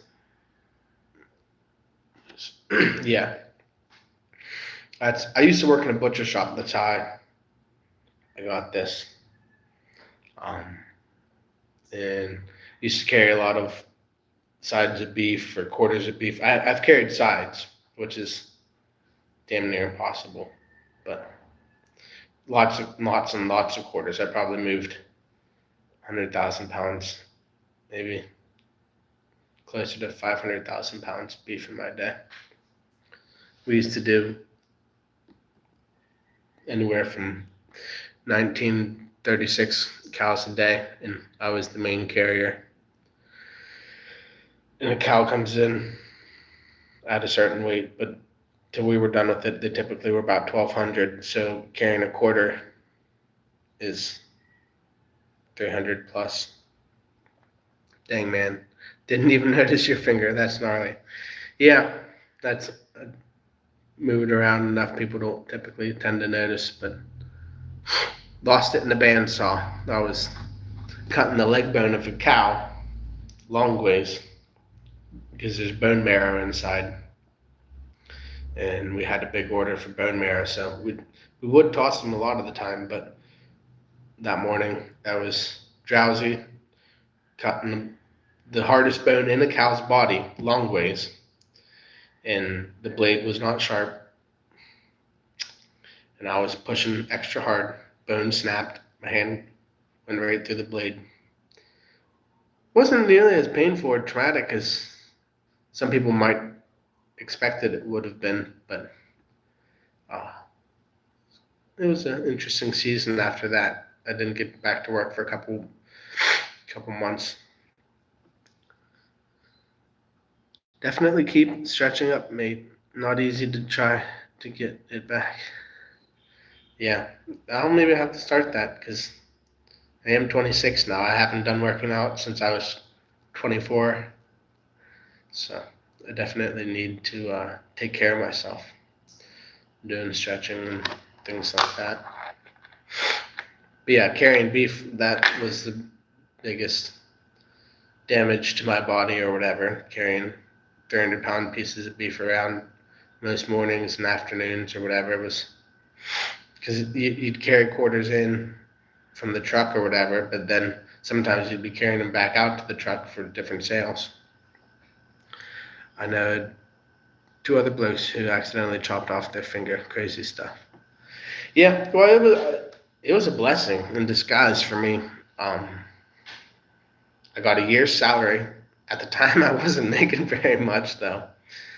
I wish I would have been making a lot more money. Could have came here and retired off of it. And I could have retired off or came here and made something of it whenever it happened. I just wasn't in the mood or in the mindset to go back here. Do you have any back issues? There's a lot of weight for carrying back and forth. Well, I'm not terribly tall, and I'm kind of ruddy or whatever, so I kind of built for carrying meat. But I do have, I'd say all the back issues are gone at this point. Definitely grunt going down, but that's also, I'm 26 and 200 pounds, so I'm too scared of a bandsaw I use a reciprocating saw for butchering, circular saw for chopping. Yeah, I definitely would advise that you uh, steer clear from bandsaws if and when possible. But that was the method of doing what we were doing. So, and I was basically the man for the job. And even afterwards, they're like, when I came back about 3 months later, they're like, "Can you get back on the bandsaw? Do you have trauma? Because we really need someone." Because so yeah, Kane, you got any injuries from fishing and things mining?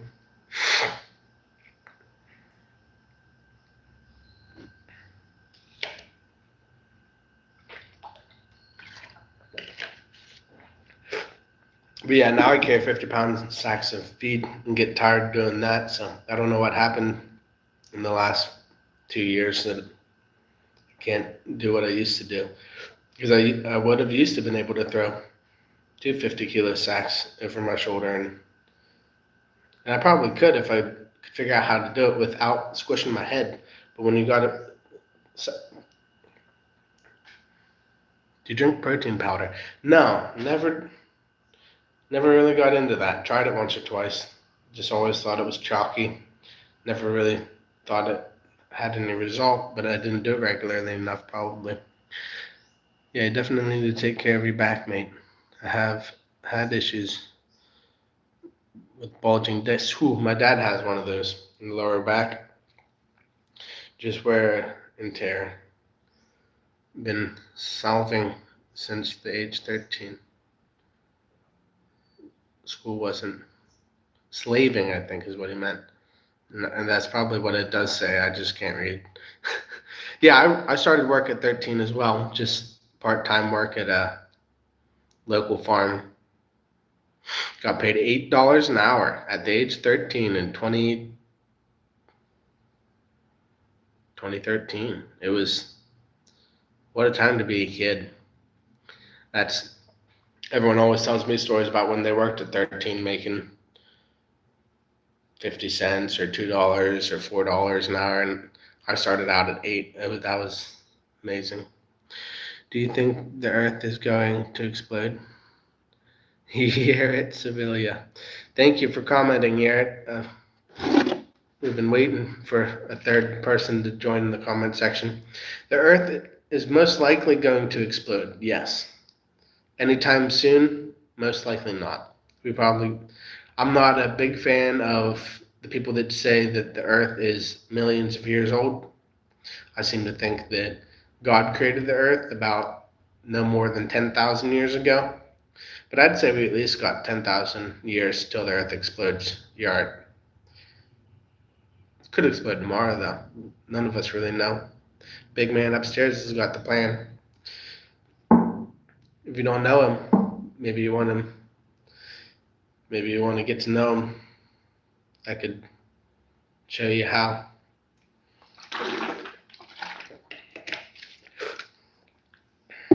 Dang, Kane, that sounds painful. Yeah, those lower back discs are crucial to back support, walking, everything. Pain keeps you humble. That it does. Trying to get enough to for stem cell stuff. Do they have that in your area, or you're gonna have to go to the coast for that? Had chronic nerve pain from a tube-lodged hernia operation when I was 14. Wow, that is far too young to be getting hurt.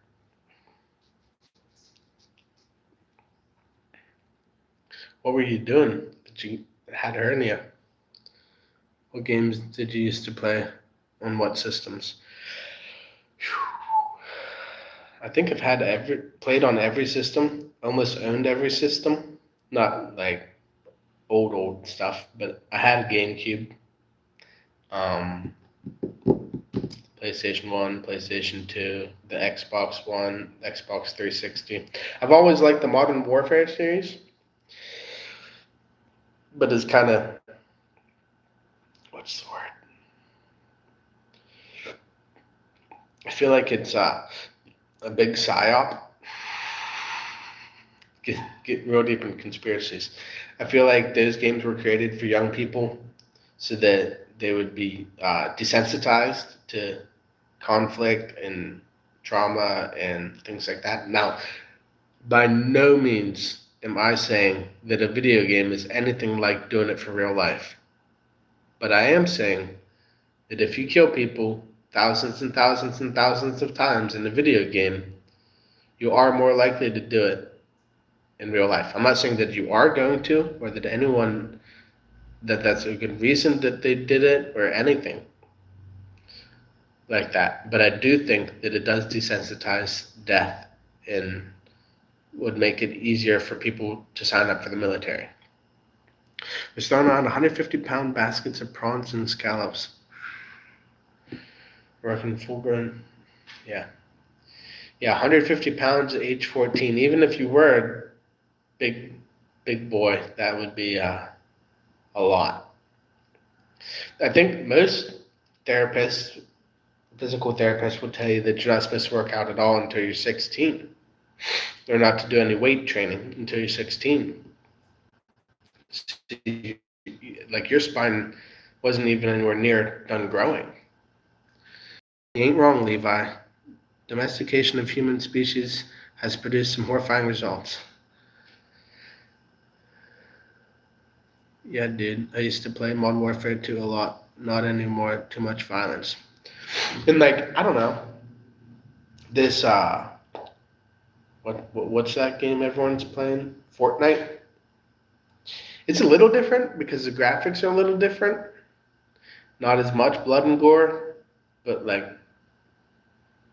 it also is promoting like there's 100 of you in this arena and you got to be the last one to get out. Like it's like that Hunger Games movie, and definitely they're great games. Like the creators of those games were way ahead of their time, but I wouldn't let my kid play probably for until they were at least driving, like almost adult human level 10 or something like that. But even then, like it is just incredibly desensitizing. I've been trying to stop playing War of Tanks. Been playing a lot of games for years. Spent thousands. Yeah, I don't know that I've definitely bought a lot of games, but I've never made any real significant in-game purchases or anything like that. That's basically how all games are played today. Um, I don't know. I guess when I did play Modern Warfare last, I did buy DLCs and things like that. And I did buy Modern Warfare 4 or Call of Duty, whatever it was, multiple times on multiple different consoles because I would sell the console and then buy another console because I had the problem. The refresh rate of those TV screens and monitors, colors, flashing lights, tune your dopamine systems, I reckon. Yeah, yeah, I'd say quitting gaming is probably about as hard as quitting alcohol. Um, Best thing to do is go somewhere where there's not a TV and a console.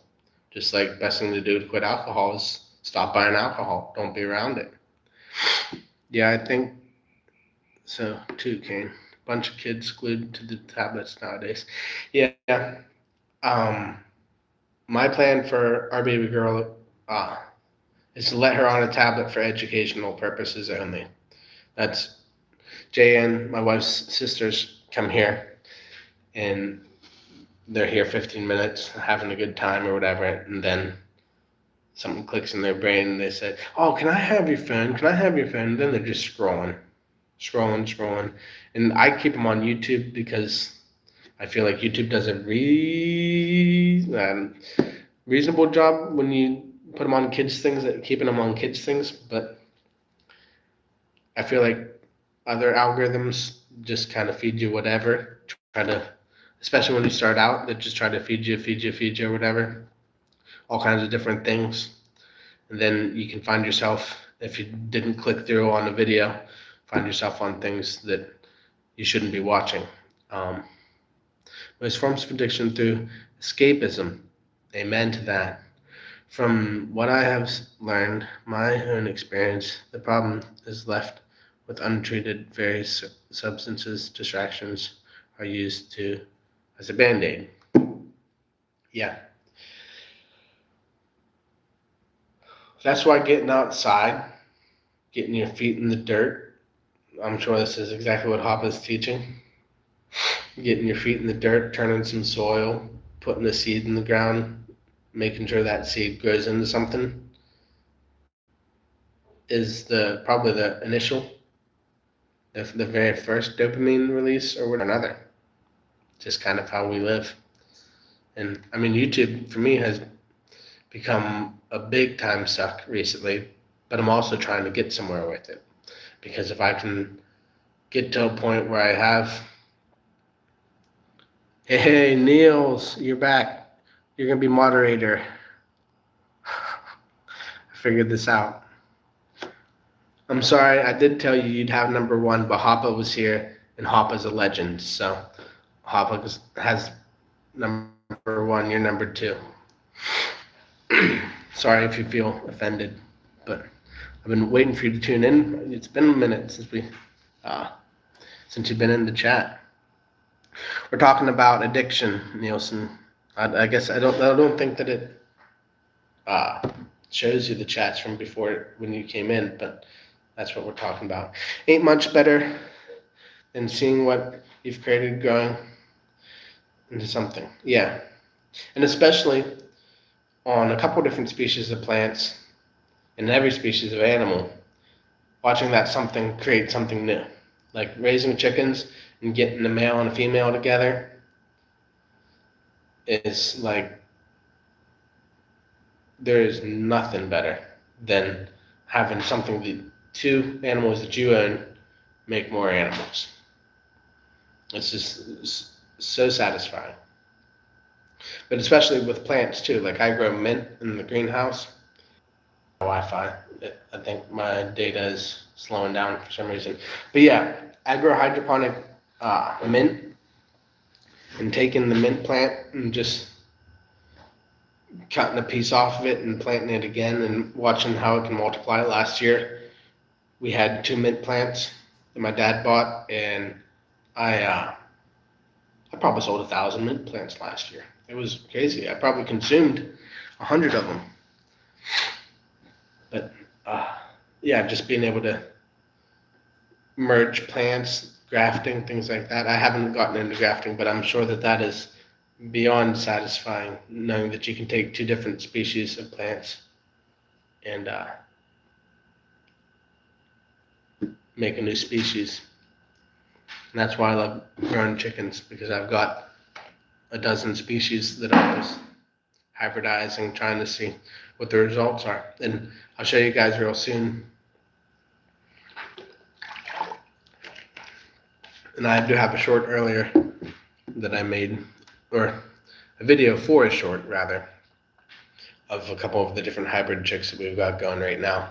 But I'm on the hunt for more breeds of chickens to get more hybrids going.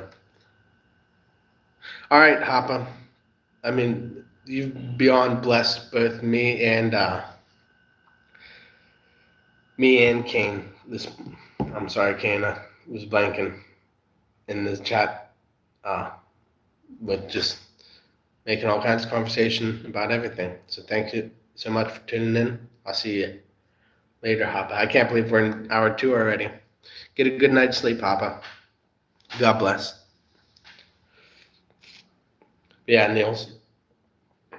I'll show you the hybrid chicks we got going here later in the shorts, and we might do a live here back at the garden, but that is, I have told the guys that I was going to go to the garden at 2, and it is 1:52. So we'll stay in here a minute longer if you have any questions. Hoppa. See you, Kane, Niels, and Levi. Stay strong, brothers. Thanks, Hoppa. Good night. But yeah, Niels, so happy to have you back in the comment section. That's, for a while there, I wasn't sure how bad that ear infection got. Are you feeling any better? I was praying for you.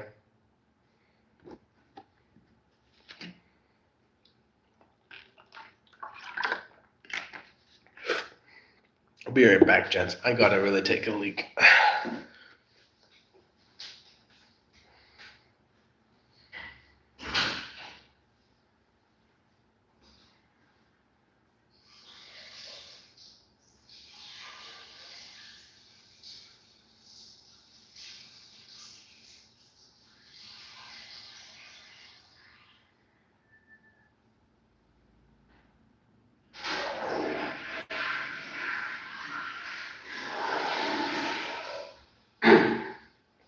Thank you for patiently waiting. We're down to 0, it says, but I feel like you guys are still here. I went to the ER. They told me that I didn't have an infection in my ear, so I had them do strep tests and came back negative too. I just on Robitussin, feeling much better. Well, that's good. I'm glad to hear that you're feeling better. I'm sorry that you never figured out what it was. That's got to be frustrating. Need to put together some playlists with all of your videos from live streams so that I can build up your watch hours. Okay. Yeah, I've definitely been doing way too many lives, I'm sure people think. Glad you all got fixed up, Nielsen. I just subscribed to you from my other account also. Sweet. I don't know how many we got here since we started this live, because we've had plenty of traffic, but it's just been Kane and Hoppa in the comment section just talking about everything. Absolutely everything. Had a real bonding session with them. It's crazy how you can get to know perfect strangers here in the live and feel like you can call them your friends. And I'm so happy that, okay, I so have to subscribe to that account as well. Was that, you doing things over there video-wise as well? What was I saying? Yeah, just amazing how complete strangers can become friends in the live and talk about things that, like, honestly, I don't talk to anybody about, which is probably my biggest problem in life, that I just don't get real with anybody. I got real with my brother the other day. He stopped in with his baby so that our babies could meet. But yeah, I just been living a life trying to be fake, I guess. I don't know. And I feel like y'all on YouTube would see right through me being fake, so I've just been trying to be real. I mean, I watch people on YouTube that I can tell are fake, and I don't want to be that guy, so. Started my workout journey just on this live. Did 80 push-ups and a pound in the water so that I got well lubricated for this afternoon. Don't get in pain. No, only here. Okay. Well, dang, we could have this comment section blow it up with just your 2 accounts, Neil. So, I just need to clarify. Your name is not Neil. Your name is Niels. I've never met a Niels.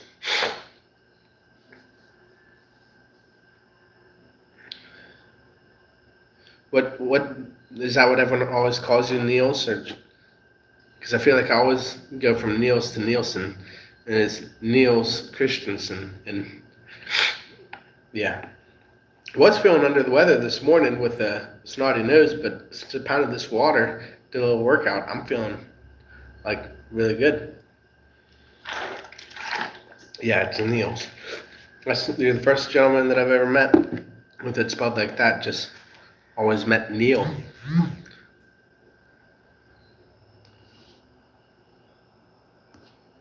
Oh boy. Hey y'all, I'm gonna have to get back to you. My wife just gave me a text. And I think I gotta go grab her here shortly. So it's Danish. Okay. Well, now I know. Yeah, I'm so sorry you just got here, Niels, but my wife is texting me, and I think I'm gonna have to grab her from class. She said, So I guess I'll catch you both in the next live. Just work on this playlist. All right. Yeah, I'll do that here tonight. I'll get on working on those watch hours for you. Thank you. I'm up to 120 before this live started, and we've had 3 of us in here, at least for the full time, so should be up above 120 now. You're good to go.